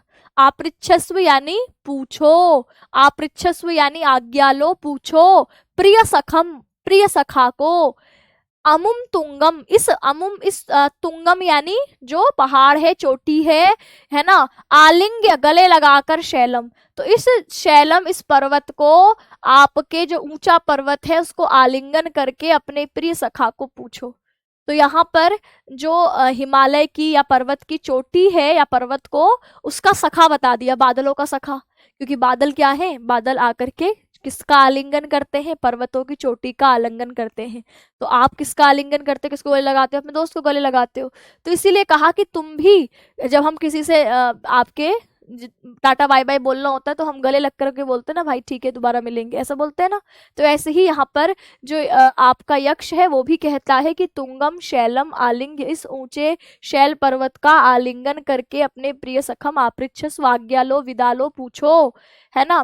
प्रिय सखम अपने प्रिय मित्र अमुम, सामने जो तुम्हारा प्रिय मित्र खड़ा है इसको ऊंचा है जो ऐसे पर्वत को गले लगाकर आज्ञा लो। हे मेघ अपने इस ऊंचे इस प्रिय मित्र ऊंचे रामगिरी पर्वत को गले लगाकर उससे विदा लो। वंद्य ही वंदनीय है, पूजनीय है। पुंसाम पुरुषों के द्वारा जो पूजनीय है। रघुपति पद ही, तो ये रामगिरी आश्रम का नाम, रामगिरी पर्वत का नाम रामगिरी पड़ा ही इसलिए है क्योंकि हमने वनवास के दौरान जो राम है वो भी अपनी सीता और लक्ष्मण के साथ यहाँ पर रुके थे, तो इसलिए लिखा कि रघुपति पद ही अंकितम मेखलासु, इसकी मेखलाओं में रघुपति के चरणों के द्वारा अंकित होने के कारण यह पुरुषाम वंद्य ही, पुरुषों के द्वारा वंदनीय है, पूजनीय है। तो वंद्य ही मतलब पूजनीय आदरणीय, पुंसाम पुरुषों के द्वारा मनुष्यों के द्वारा, रघुपति पद ही क्योंकि श्री राम के जो चरण है वो अंकितम चिन्हित है इसकी मेखलासु, मेखला होती है कमर, कमर कहने का मतलब है यहाँ पर पर्वत के जो आपकी ढलाने हैं उन पर श्री राम के पैर अंकित है, इसलिए यह आपके पूजनीय है। जिसकी ढलानों पर मनुष्यों द्वारा पूजनीय श्री रामचंद्र के चरण अंकित है, ऐसे ऐसे ऐसे मित्र की तुम गले लगाकर आज्ञा लो, ये इसका पूरा अर्थ। काले काले भवति भवतः यस्य संयोग्यम, काले काले समय समय पर होता है जिससे तुम्हारा संयोग मिलन। तो आपके हर साल बरसात के मौसम में बादल आकर पर्वत से मिलते हैं, तो इसलिए कहा काले काले समय समय पर प्रत्येक वर्षा ऋतु पर भवतः तुम्हारा संयोगम एत्य यस्य, जिसका संयोग पाकर तुम क्या करते हो, स्नेह व्यक्ति के तौर पर, स्नेह प्रकट करने के तौर पर, चिरह विरह जाम, और लंबे समय तक इस विरह के कारण मुंचतः बहाते हो उष्णम वाष्पम, गरम गरम आंसुओं को। तो मानो जैसे तुम्हारे जब तुम बरसात के समय पर आते हो तो मानो इतने लंबे समय के विरह के बाद तुमसे मिलने के कारण, तुम्हारी जो है सानिध्य प्राप्त होने के कारण लंबे समय तक रोके गए जो मुंचतः हैं, जो आपके छोड़ते हैं वाष्पम, यानी वाष्पम मतलब वाष्प आंसुओं को, उष्णम गरम, तो लंबे विरह से उत्पन्न गरम आंसुओं को बहाते हुए मानो स्नेह की अभिव्यक्ति करने वाले इस मित्र से तुम आज्ञा लो गले लगकर। लोगों के पूज्य श्री राम के चरण कमल जहां मध्य भाग में चिन्हित है, अंकित है, ऐसे पूजनीय जो आपका पर्वत है, प्रिय मित्र ऊंचे पर्वत को गले लगाकर अपने प्रिय मित्र प्रिय सखम, ठीक है, इस प्रिय सखा को जो कि ऊंचा है इसको गले लगाकर, ठीक है, क्या करना है, जाने की अनुमति लेनी है। क्योंकि तुम प्रत्येक वर्षा काल में तुम्हारे संयोग को पाकर देर तक विरह पीड़ा को भोगने से उत्पन्न गर्म आंसुओं को छोड़ते हुए मानो जिस पर्वत का प्रेम प्रकाशित होता है, इसको तुम क्या लगाओ, इसको गले लगाकर तुम आज्ञा लो। तो देखेंगे, आपृच्छस्व आज्ञा लो प्रिय सखम अमुम, इस जो आपके प्रिय सखा है, इस तुंगम शैलम, इस ऊंचे पर्वत को आलिंग्य गले लगाकर आज्ञा लो। वंद्य ही पुंसाम, जो पुरुषों के द्वारा क्या है, वंद्य ही है, पूजनीय है।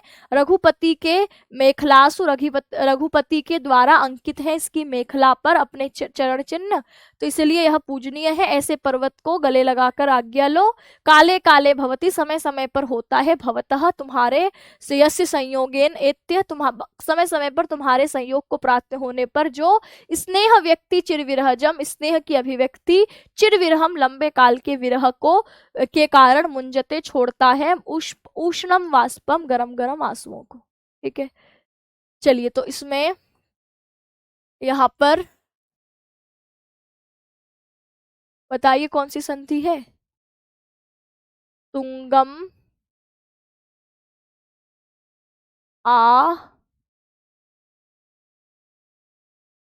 आलिंग्य, बताइए कौन सी संधि है, तुंगम आलिंग्य। वंद्य ही पदे कहा विभक्ति अस्ति, इसमें विभक्ति बताइए कौन सी है, विभक्ति बताइए, ठीक है। और यहाँ रघुपति पद ही, रघुपति पद ही अंकितम,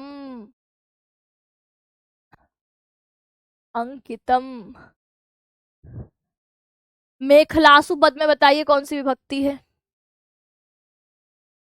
काले काले भवती, भवतः, यहाँ पर भी भवतः विसर्ग को ओ हो गया है, ठीक है। और स्नेह व्यक्ति ही, तिही में विसर्ग था, फिर चिर विरहजम है, मुंचतो मुंचतः वाष्प उष्णम। तो आप कह रहे हैं तुंगम आलिंग्यम पदे दीर्घ संधि अस्ति, तुंगम में अ था, आलिंग्यम में अ था, और आ हो गया है। वंद्य ही पदे तृतीया बहुवचन अस्ति, ठीक है, यहाँ विसर्ग संधि हो गई, विसर्ग संधि हो गई, और ये सप्तमी बहुवचन का पद हो गया, ठीक है। चलिए आगे बढ़ते हैं। यहाँ पर जो यक्ष है, यक्ष मेघ से उस रामगिरी पर्वत के महात्म्य का वर्णन करते हुए कहता है कि ऐसा पर्वत जहाँ की मेखला पर लोगों के पूजनीय प्रभु श्री राम के पद चिन्ह अंकित हैं। यक्ष पर्वत को प्रिय मित्र कहता है क्योंकि यह पर्वत विरह काल में उसका आश्रय भी है एवं मेघ के दर्शन का हेतु भी है। यह पर्वत मेघ का भी प्रिय मित्र है क्योंकि यह पर्वत केवल वर्षा काल में ही मेघ से मिल पाता है। शेष काल में पर्वत और मेघ का भी विरह है। इस चिरस्थायी अर्थात देर तक रहने वाले विरह के कारण कष्टदायक होने के कारण जब भी वर्षा काल में मेघ पर्वत से मिलता है तो वह विरह काल में अपने दबाए हुए जो गर्म आंसू है उनको छोड़ता है, बाहर निकालता है। मेघ के सम्मुख अपना प्रेम इस प्रकार प्रकट करता है। ऐसे प्रिय मित्र को गले लगाकर यहाँ से जाने की आज्ञा लेने के लिए यक्ष मेघ से यहाँ पर कह रहा है। ठीक, आपृच्छस्व शब्द में आप देखेंगे कि पूछो, आपृच्छ धातु के लोट लकार मध्यम पुरुष एक वचन का रूप है कि पूछो।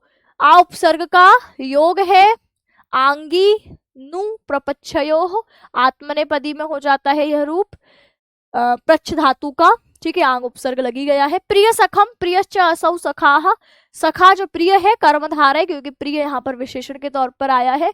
आलिंग्य पद में ल्यप प्रत्यय है, आंग उपसर्ग है, लिंग धातु से ल्यप प्रत्यय करके यहाँ आलिंग्य पद बना है। चिर विरहजम, तो चिर विरहात लंबे समय के विरह को यहाँ पर चिर विरहात दिखाता है, लंबे समय का विरह।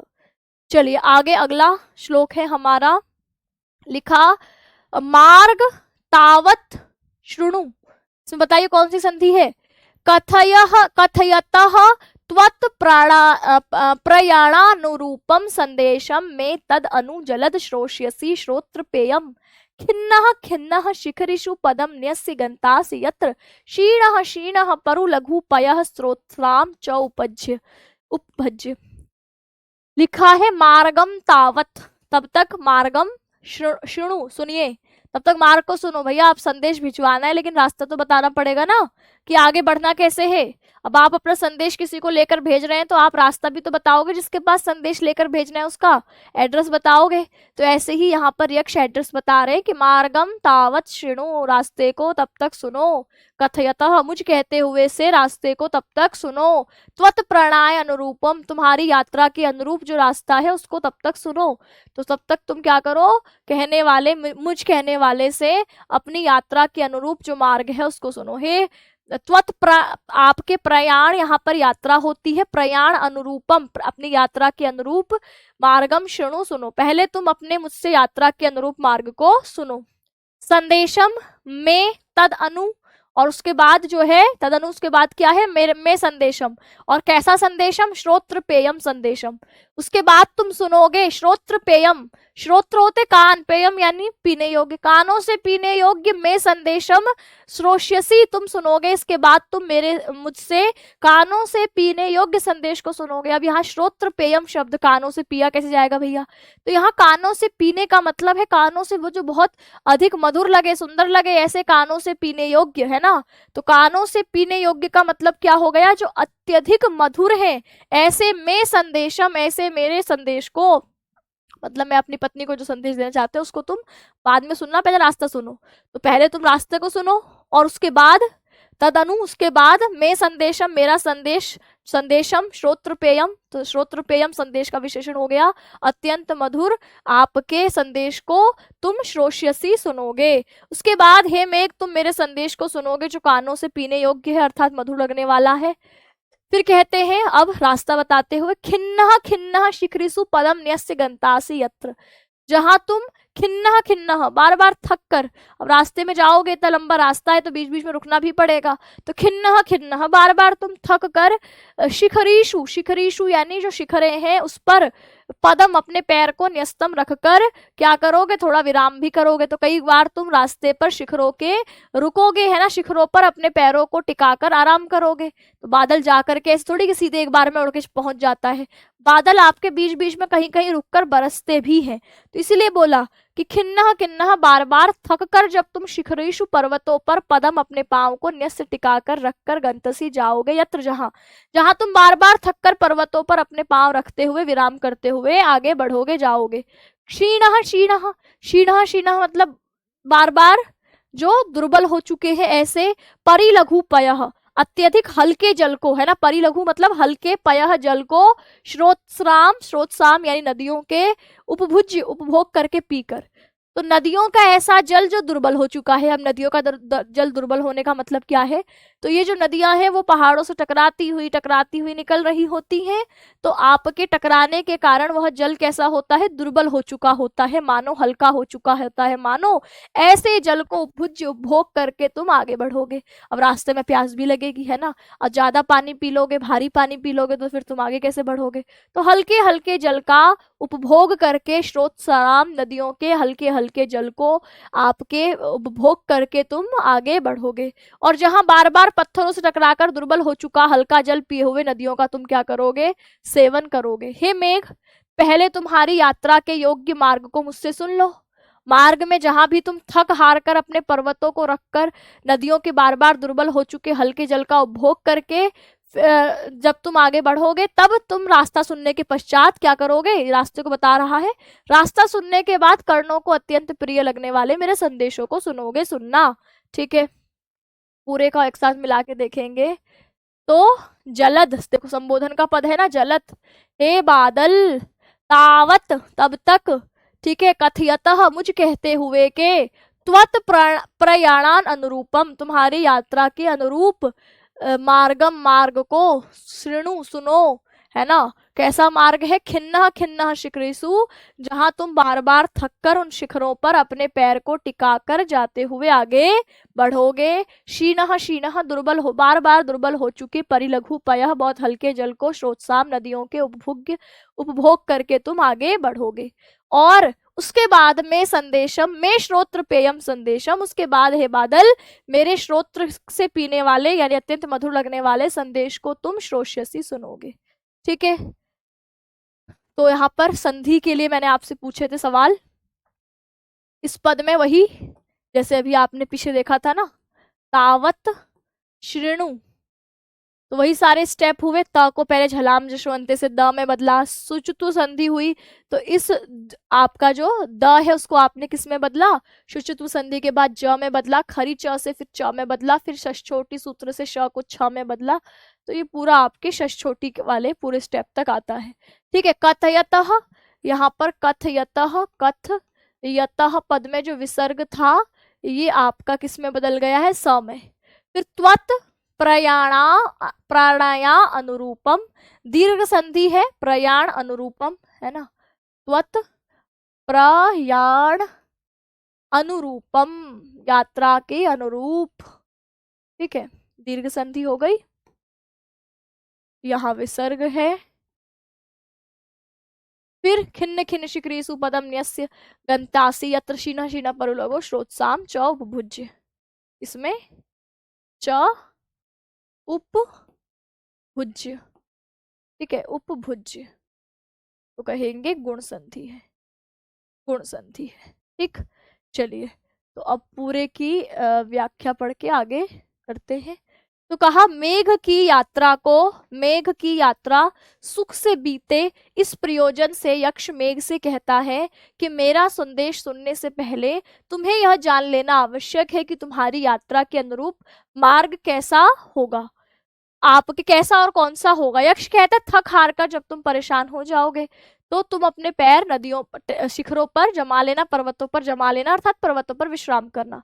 पर्वतों से निकलने वाली नदियों के पत्थरों से टकराने के कारण अत्यंत दुर्बल हो जाती हैं, उनका जल बहुत हल्का हो जाता है, उनको तुम परिलघु कहते हुए यक्ष मेघ को उनका पान करने का परामर्श देते। जैसे आप थक कर कहीं रुकते हो, पानी वानी पीते हो, तो ऐसे ही उसको कहा है। यक्ष चाहता है कि मार्ग में विषय में जानने के पश्चात वो अपना संदेश सुनाए, अतः यक्ष कहता है इसके बाद यह सब मार्ग का विवरण जान लेने के बाद कानों को अत्यंत प्रिय लगने वाले मेरे संदेश को सुनो जो तुम्हें अपनी मेरी पत्नी तक पहुंचाना है। जलद जलम ददाती इति, जलदः, ठीक है, जल को जो देता है, जलद बादल के लिए आया है, मेघ के लिए आया है। कथयतः शब्द में आपके कथ धातु है, अतः षष्ठी विभक्ति एक वचन से आपके यहाँ पर जोड़ा है, कथयतः।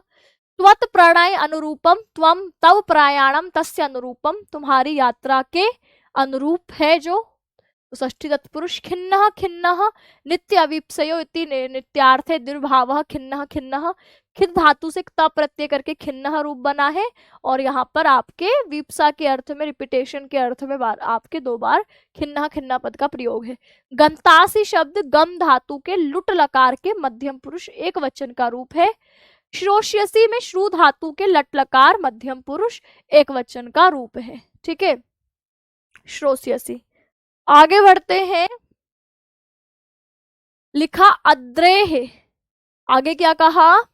अद्रेह श्रृंगम हरति पवनः किंस्वित इति उन्मुखिभिः दृष्टो उत्साह चकितम चकितम मुग्ध सिद्धांगनाभिः स्थानात् अस्मात् सरस निचुलात् उत्पतो उन्मुखः खम दिंगगानां पथि परिहरन स्थूल हस्तावलेपनम। अब देखिए, लिखा अद्रेह, अद्रेह यानी पर्वत के, ठीक है, श्रृंगम यानी जो चोटी है, पर्वत की चोटी को हरती उड़ा ले जा रही है ना, ले जा रही है, पवन हवा, तो यहाँ पर पर्वत की चोटी को हवा उड़ाकर ले जा रही है। क्विंसित, क्या ये सचमुच ऐसा हो रहा है?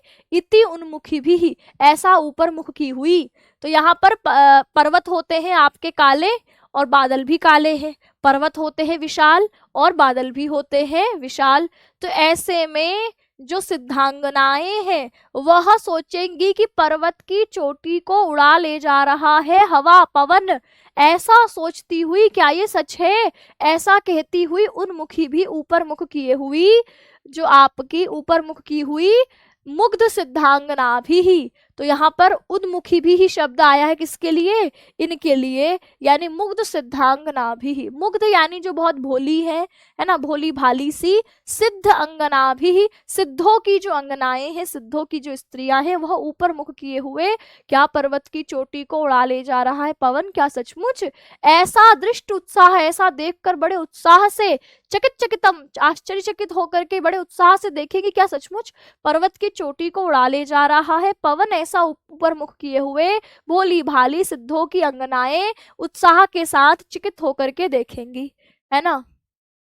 भोली भाली सिंधंगनाएं तुम्हें अत्यंत उत्साहयुक्त देखकर बार बार आश्चर्यचकित होंगी कि क्या वायु पर्वत की चोटी को उड़ाकर ले जा रही है। ऐसा ऊपर उठाए हुए, मुंह ऊपर उठाए हुए सोचती है सिद्धंगनाएं। ठीक है, तो पूरा आपके जो यक्ष है वो पूरे रास्ते का वर्णन कर रहा है कि किस प्रकार जो अंगनाएं हैं, सिद्धों की स्त्रियां हैं, वो तुम्हें ऊपर की तरफ देखेंगी। ऊपर देखते हुए भोली भाली सी आश्चर्यचकित ये सोचेंगी कि पर्वत की चोटी को उड़ा ले जा रही है हवा।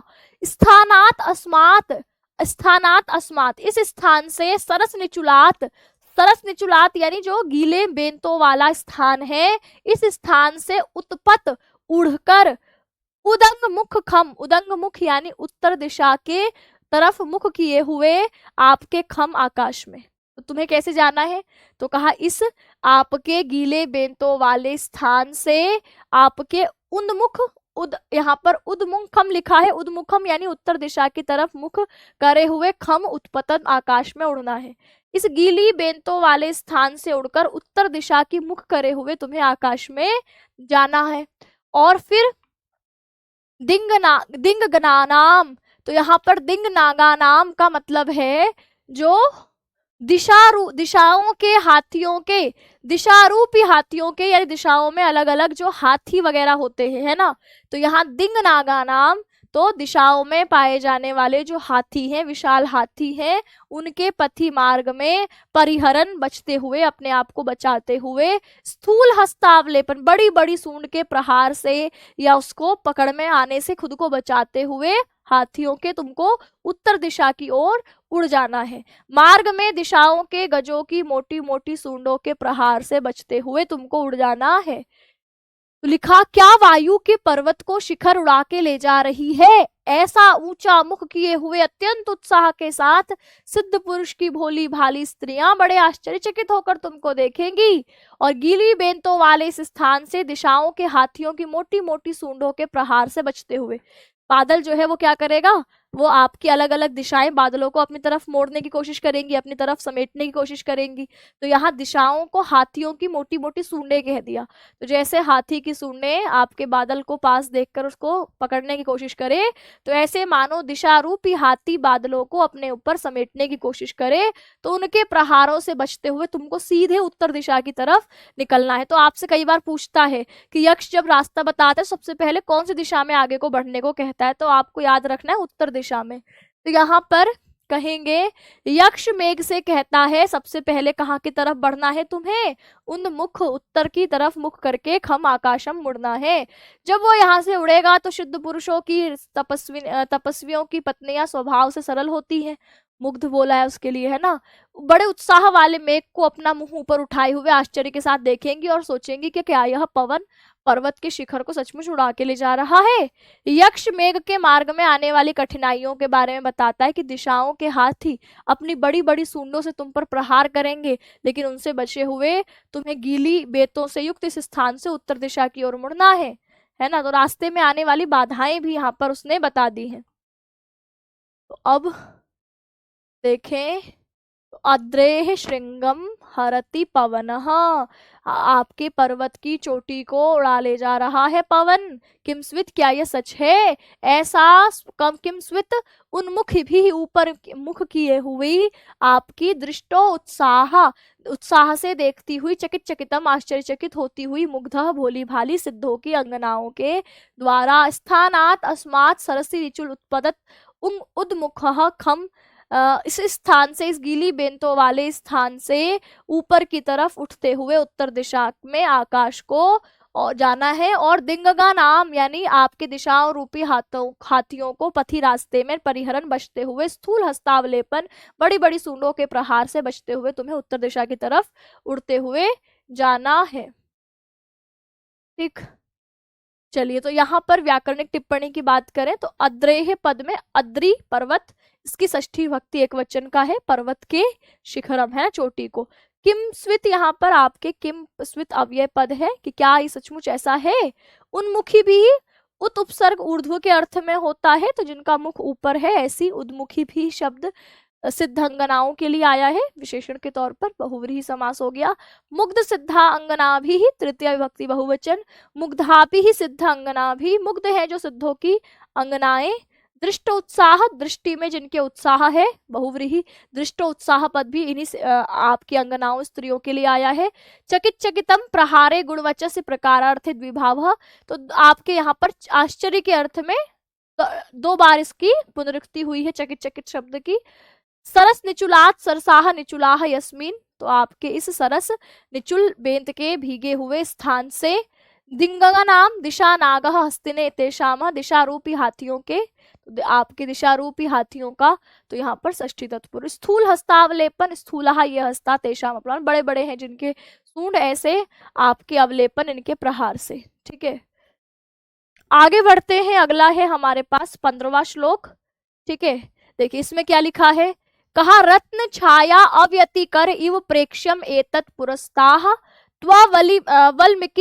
वल्मीकि अग्रात् प्रभवति धनुष खंडम आखंडलस्य येन श्याम वपुरतिः तराम कांतिम आपत्स्यन्ते ते बरहेण स्फुरत रुचिना गोपेशेष्य विष्णोः।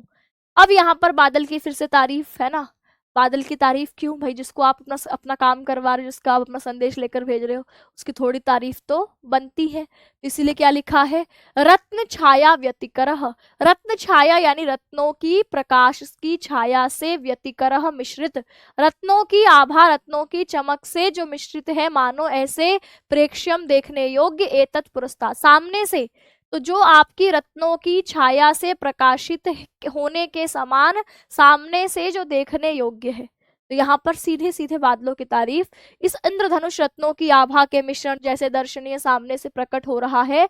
वल्मीकि अग्रात, वल्मीकि होती है जो चींटियों का बिल जैसा होता है ना, बाम्बी सी होती है, तो वल्मीकि अग्रात, तो ऐसे बादलों की या कहो पर्वतों की, वल्मीकि से निकलने वाले, बाम्बी से निकलने वाले, प्रभवती आपके उत्पन्न होती है, धनुष खंडम, धनुष आपके आखंडलस्य, आखंडल भगवान इंद्र का नाम है, खंड खंड कर दिया जिन्होंने पर्वतों के पंखों को, तो इससे आखंड नाम पड़ा, तो आखंडलस्य धनुष खंडम, तो आपके भगवान इंद्र के धनुष से प्रभवती निकलने वाली, कहाँ से, वाल्मीकि अग्रात, वाल्मीकि के अग्रभाग से निकलने वाली रत्नों की आलोक के समान आपकी दिखाई पड़ती हैं, देखने योग्य। तो बाम्बी के शिखर से मानो इंद्र का धनुष निकलता हुआ प्रतीत होता है, तो बाम्बी रूपी शिखर, तो यहाँ वाल्मीकि किसको बोला है, जो आपके जो पर्वत है उनको बाम्बी बोल दिया, चींटियों का जो बिल होता है उसको बाम्बी बोलते हैं, तो यहाँ शिखरों के समूह को उस बाम्बी के समान बोला है, मानो उन शिखरों के समूह से निकल रही है आपकी आखंडलस्य धनुष खंड, यानी इंद्र के धनुष की किरणें निकल रही हैं, जो कि रत्न आलोक छाया इव रत्नों की चमक के समान प्रेक्षणीयम देखने योग्य लग रही है। ये न जिसके द्वारा हुआ क्या है, श्यामम वपुः सांवला शरीर, जिसके द्वारा सांवला जो शरीर है, अति तराम अत्यधिक, कांतिमम कांति को आपत्स्यन्ते प्राप्त हो रहा है, ते तुम्हारा, तो ते पद यहाँ बादल के लिए आए कि तुम्हारा श्यामम वपु सांवला शरीर जिससे अतितर कांति को प्राप्त हो रहा है, तो लिखा कि जिससे तुम्हारा सांवला शरीर अत्यधिक शोभा को प्राप्त कर रहा है।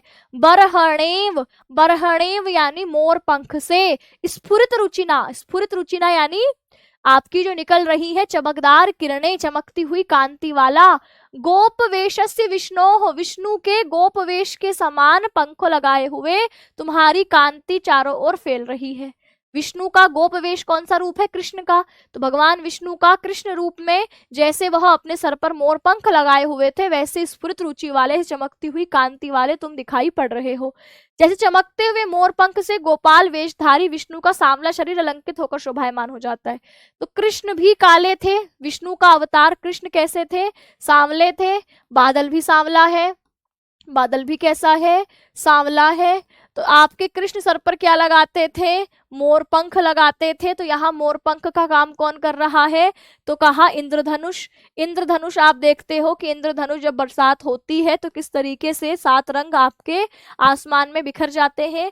तो मानो बादलों के पीछे से लगे हुए वह आपके शिखरों से निकलने वाली इंद्र की धनुष की किरणों से रत्नों का आलोक देते हुए वह बरहणेव मोर पंख की शोभा प्राप्त करते हैं। बादल जैसे विष्णोः गोपवेशस्य स्फुरित रुचिना, जैसे विष्णु का गोपवेश का रूप, कृष्ण का रूप स्फुरित रुचिना चमकती हुई कांति वाला था, ऐसी शोभा को प्राप्त करता है ये रूप। ठीक है, तो रत्नों की कांति के सम्मिश्रण के समान सामने बांबी के अग्रभाग से यह इंद्रधनुष का खंड मानो निकल रहा है।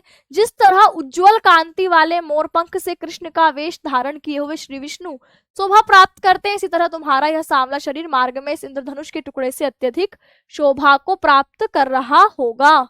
ठीक है, तो यहाँ पर इसकी पूरी व्याख्या देखें तो प्रस्तुत पद्य में इंद्रधनुष के संसर्ग से मेघ कैसी शोभा को प्राप्त करेगा इसका वर्णन किया गया है। अतः सर्वप्रथम इंद्रधनुष का वर्णन करते हुए यक्ष कहता है कि सामने स्थित यह इंद्रधनुष रत्नों की शोभा के मिश्रण के समान है। कई प्रकार के रत्नों की शोभा इससे मिली हुई प्रतीत होती है।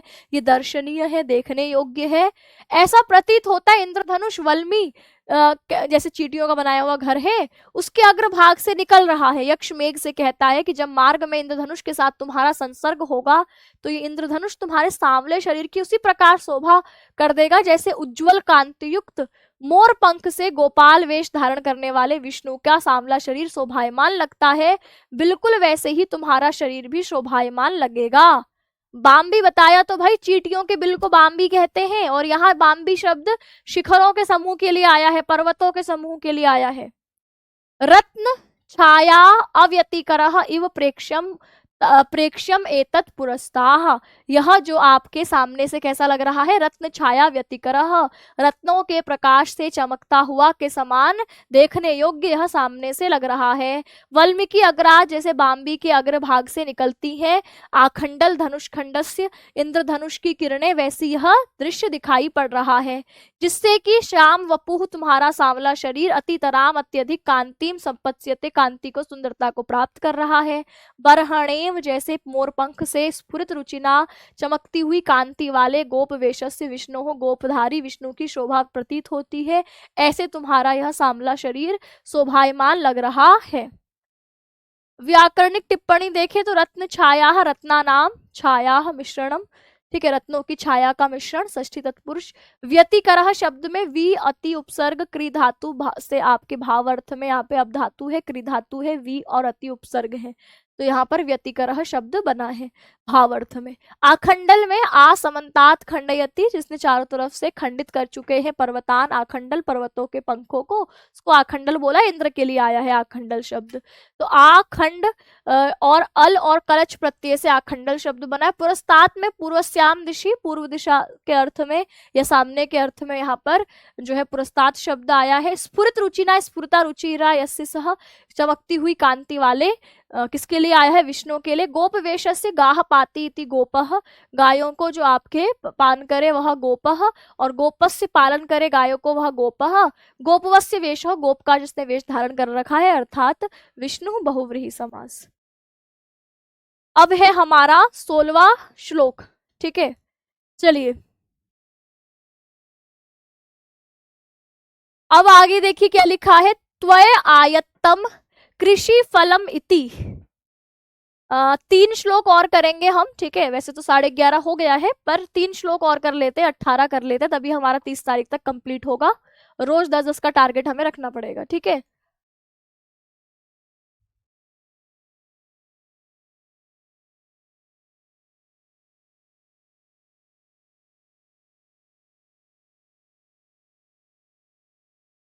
तो रोज आपके 10-10 का टारगेट रखते हैं।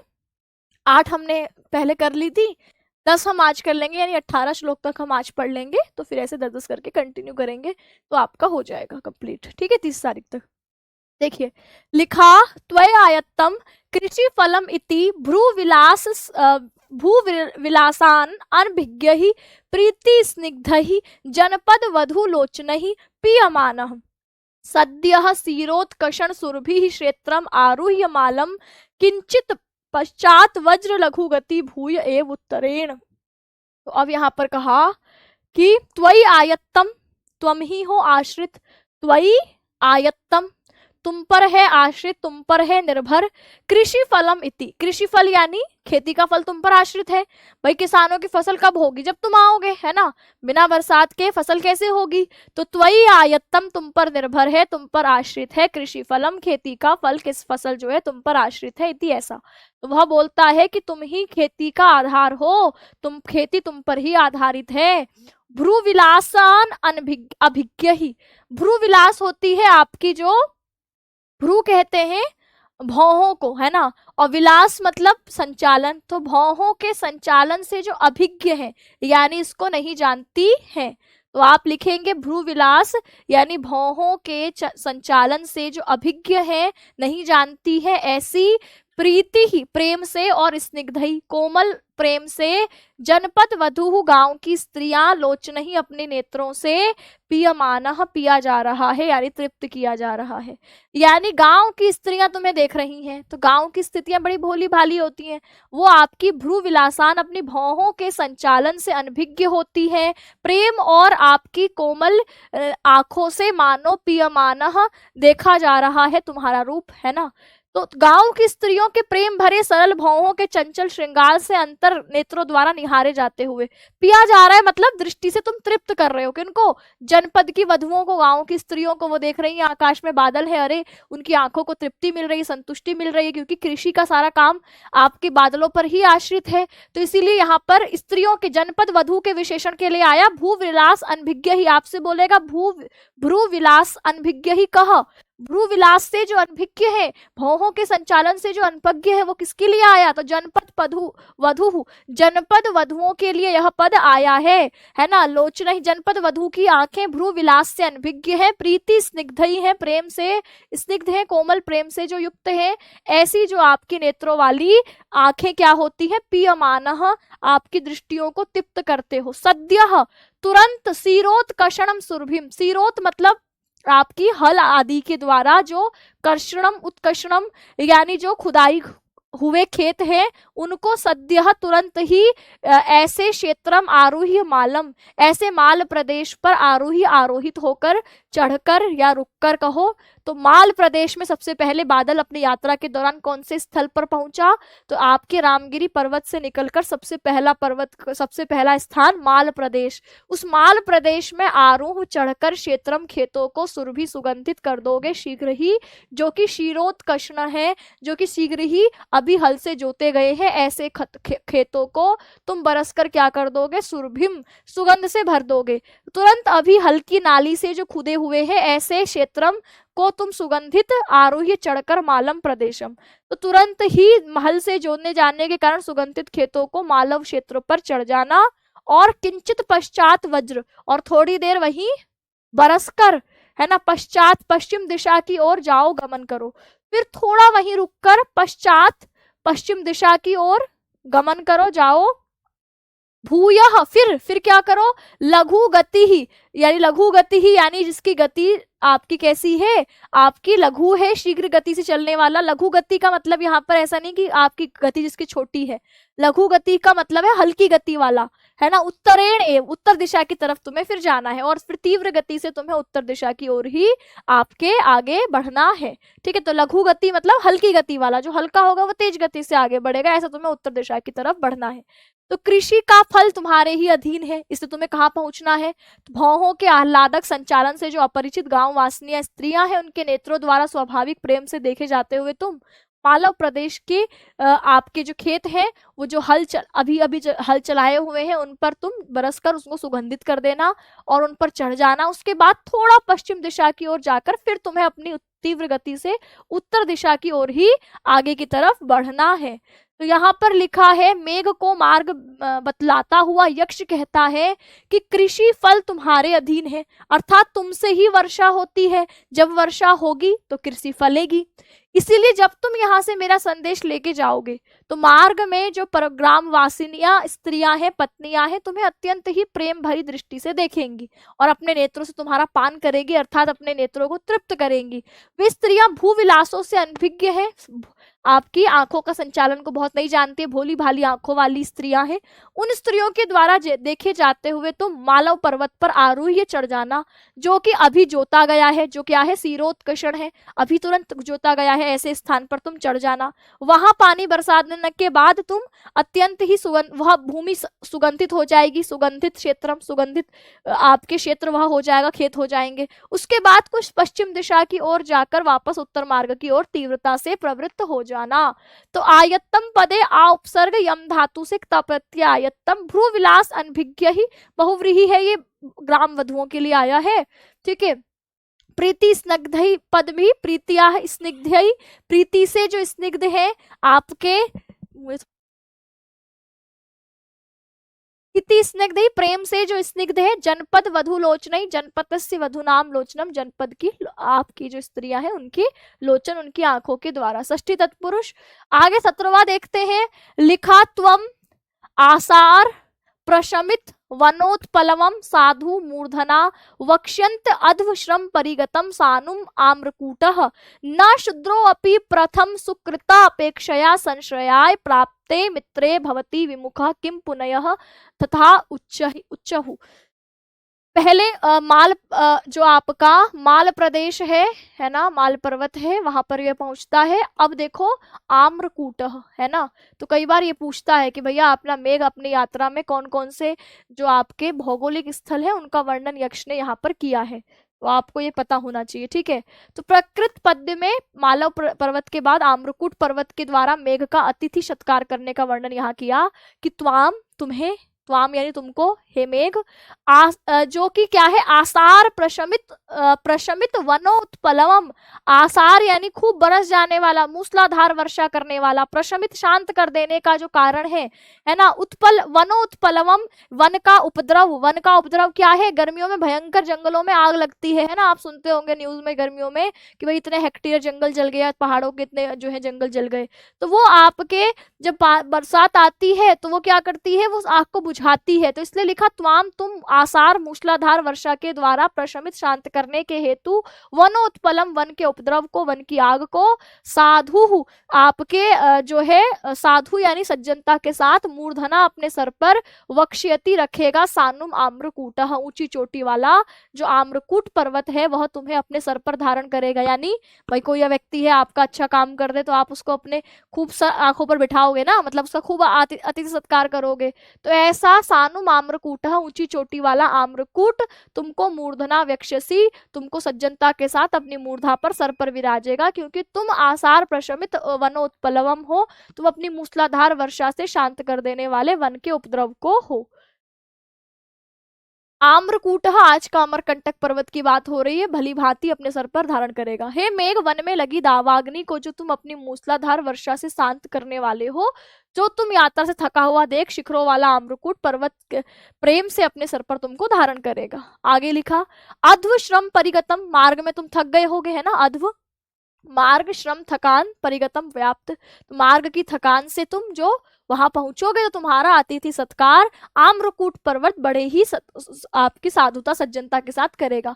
कहा ना शूद्र अपि, ये इंपॉर्टेंट है, ना शूद्र अपि, शूद्र व्यक्ति, ना को छोड़ दो अभी, शूद्र अपि, शूद्र व्यक्ति भी प्रथम सुकृत अपेक्षा, पहले सुकृत अच्छे किए गए उपकार की अपेक्षया है ना, इसकी अपेक्षा से, इसका स्मरण करके, संश्रयाय आश्रय देने के लिए, प्राप्ते मित्रे भवति, आपके न विमुख, प्राप्त हो जाने पर मित्र को नहीं होता है विमुख।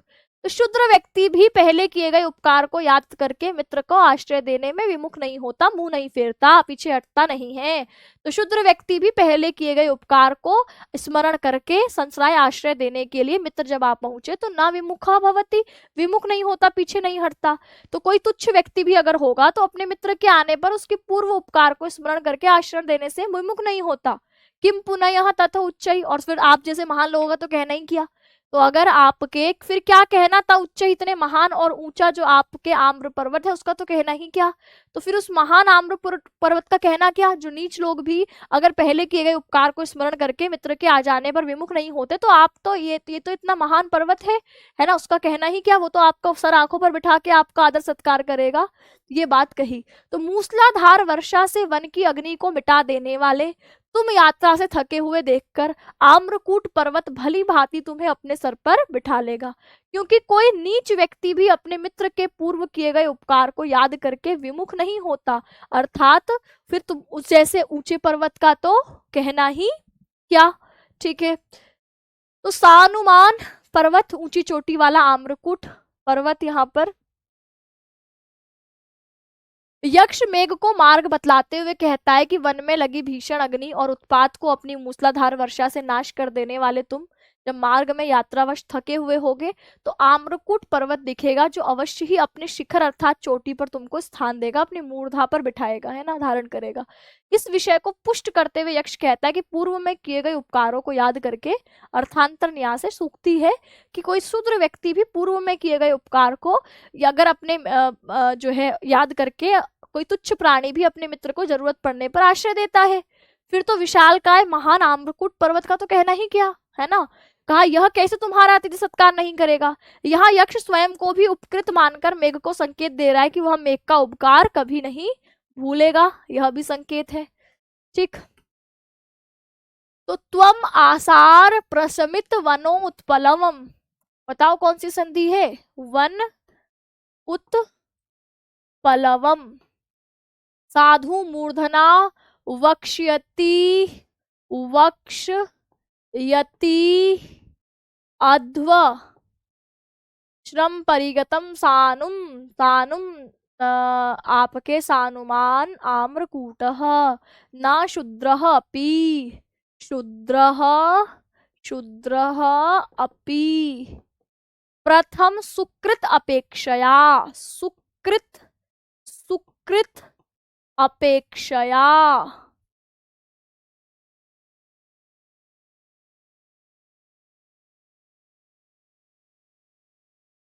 पुनः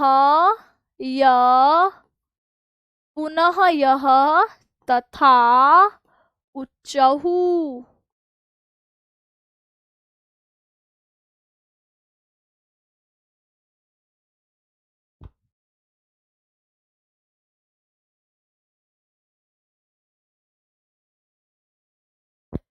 तो यहाँ पर कौन कौन सी संधि हुई है, वन उत्पलम में देखेंगे, वन और उत्पलम में आपकी गुण संधि हुई है।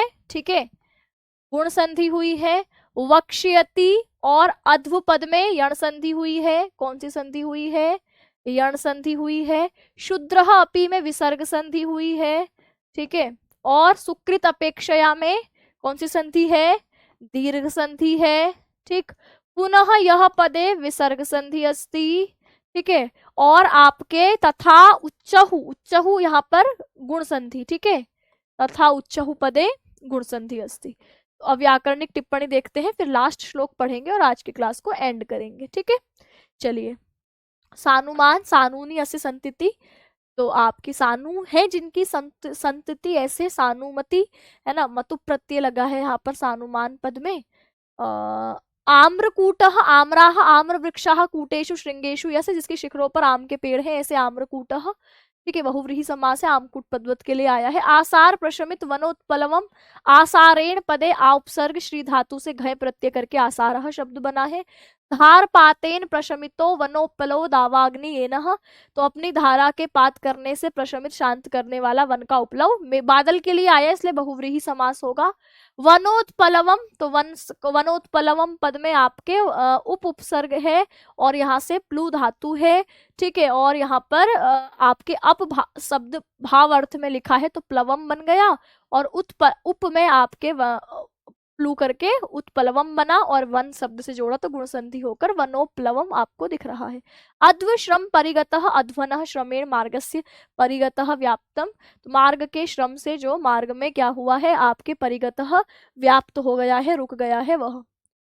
लास्ट करेंगे आज का, फिर कल इसके आगे कंटिन्यू करेंगे, ठीक है। लास्ट देखो क्या लिखा, छन्नोपान्ताः परिणत फलोद्योतिभिः काननामहि त्वयि आरूढ़े शिखरम अचलः स्निग्धवेणी सवर्णे नूनम यास्यति यम मिथुन अमर मिथुन प्रेक्षणीयम अवस्थां मध्ये श्यामः स्तन इव भुवः शेष विस्तार पांडुः।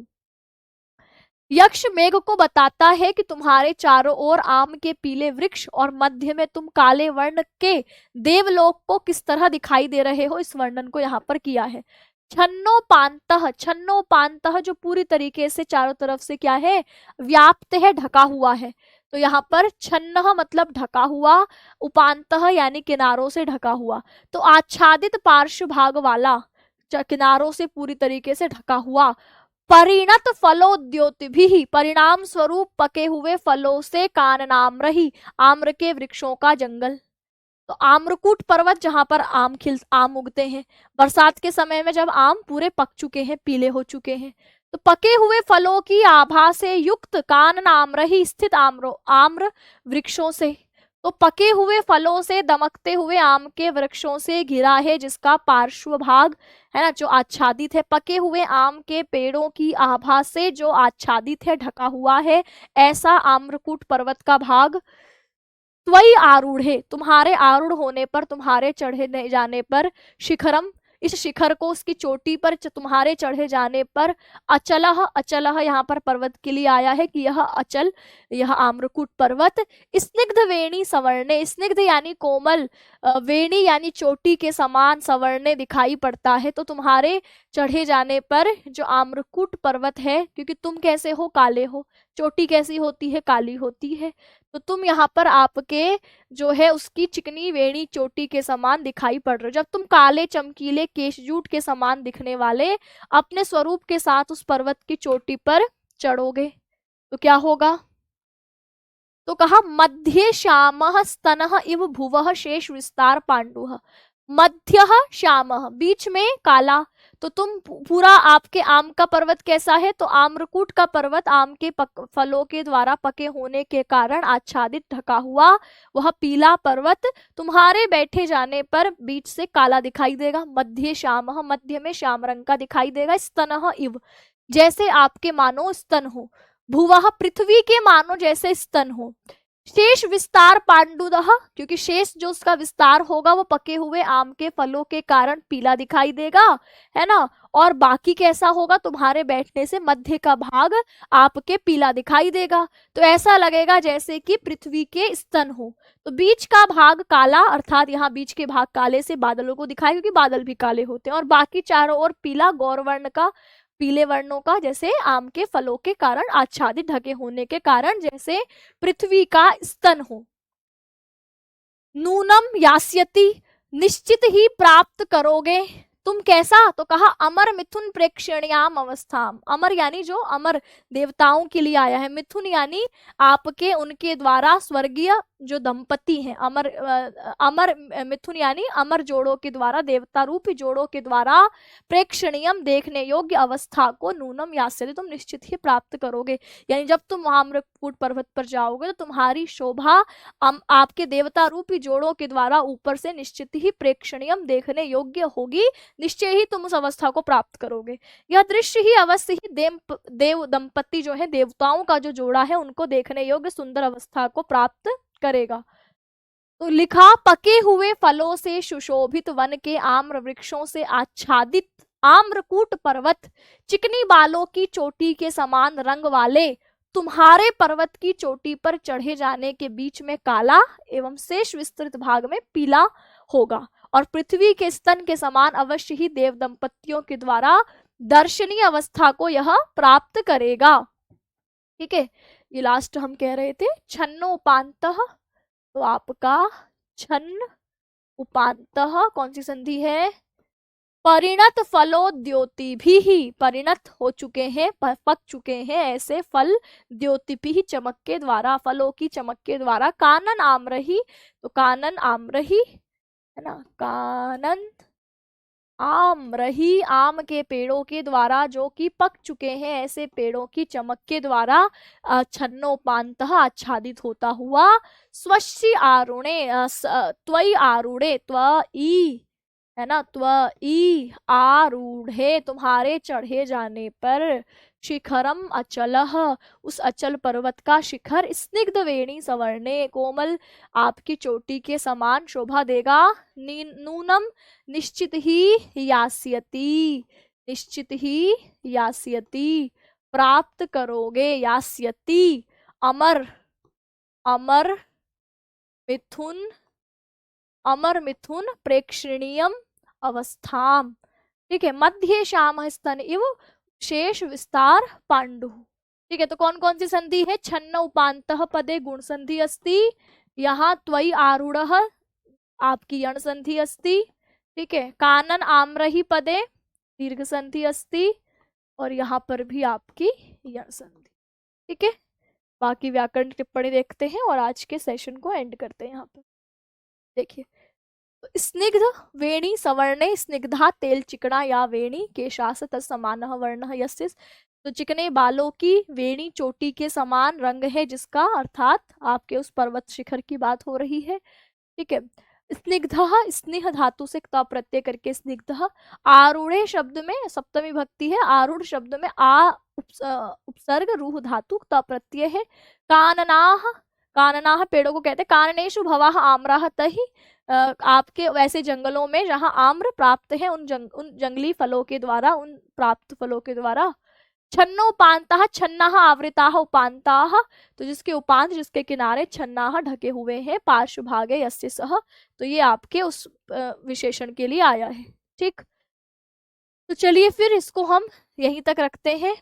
ठीक, इसके आगे से हमें कल की क्लास में पढ़ना होगा, और आज शाम को भी 6 बजे प्रैक्टिस सेट होगा यूट्यूब पर, शाम को 8 बजे भी क्लास होगी। तो अभी 1 PM पर आगे हम व्याकरण को कंटिन्यू करते हैं। ठीक है, आज से ही हम लोग 6 PM पर यूट्यूब पर प्रैक्टिस सेट देख रहे हैं, और प्रैक्टिस सेट वही जो अब तक करा चुकी हूँ उसी में से क्वेश्चंस को शामिल कर रही हूँ। ठीक है, और इसके अलावा आपको 8 PM पर अभिज्ञान शाकुंतलम को भी मैं आज शुरू कर दूंगी। 8 PM पर हमारा अभिज्ञान शाकुंतलम शुरू हो जाएगा। ठीक है, तो ये अब आपको डेली इतनी क्लासेस लेनी होंगी, तो आप लोग तैयार रहिएगा। ठीक है, और हमें लगभग 10 श्लोक एक दिन में पढ़ने हैं, तो आज हमने 10 कंप्लीट कर लिए मेघदूतम के। 10-10 श्लोक हम डेली पढ़ेंगे, तो 30 सितंबर को मेघदूतम खत्म हो जाएगा। तो जितना पढ़ाया गया है इसका रिवीजन कर लीजिए। सप्तगंगम मैंने आपसे कहा था कि आप सप्तगंगम किताब को मंगवा सकते हैं ऑनलाइन। साहित्य के लिए वो किताब इनफ है आप लोगों के लिए, क्योंकि सारी व्याख्या, सारे कठिन शब्दों का अर्थ व्याकरण टिप्पणी में क्लास में करा दे रही हूँ। लेकिन जब आपको रिवीजन करना होगा तो मूल श्लोकों को पढ़ करके आप वहीं मन में उसका अर्थ करिए, जहाँ अटकते हैं वहाँ क्लास खोल के देखिए। तो साहित्य में और कोई अतिरिक्त पुस्तक लेने की आवश्यकता नहीं है। व्याकरण के लघु सिद्धांत कौमुदी में आपको बहुत बार क्लास में दिखा चुकी हूँ, उसको आप चाहे तो ले सकते हैं, नहीं चाहते, नहीं लेना चाहते तो क्लास में जितना करा रही हूँ उसको अच्छे से पढ़ लीजिएगा। ठीक है, तो चलिए फिर 1 बजे मिलते हैं। तब तक के लिए आप सभी प्यारे साथियों को नमस्कार, धन्यवाद।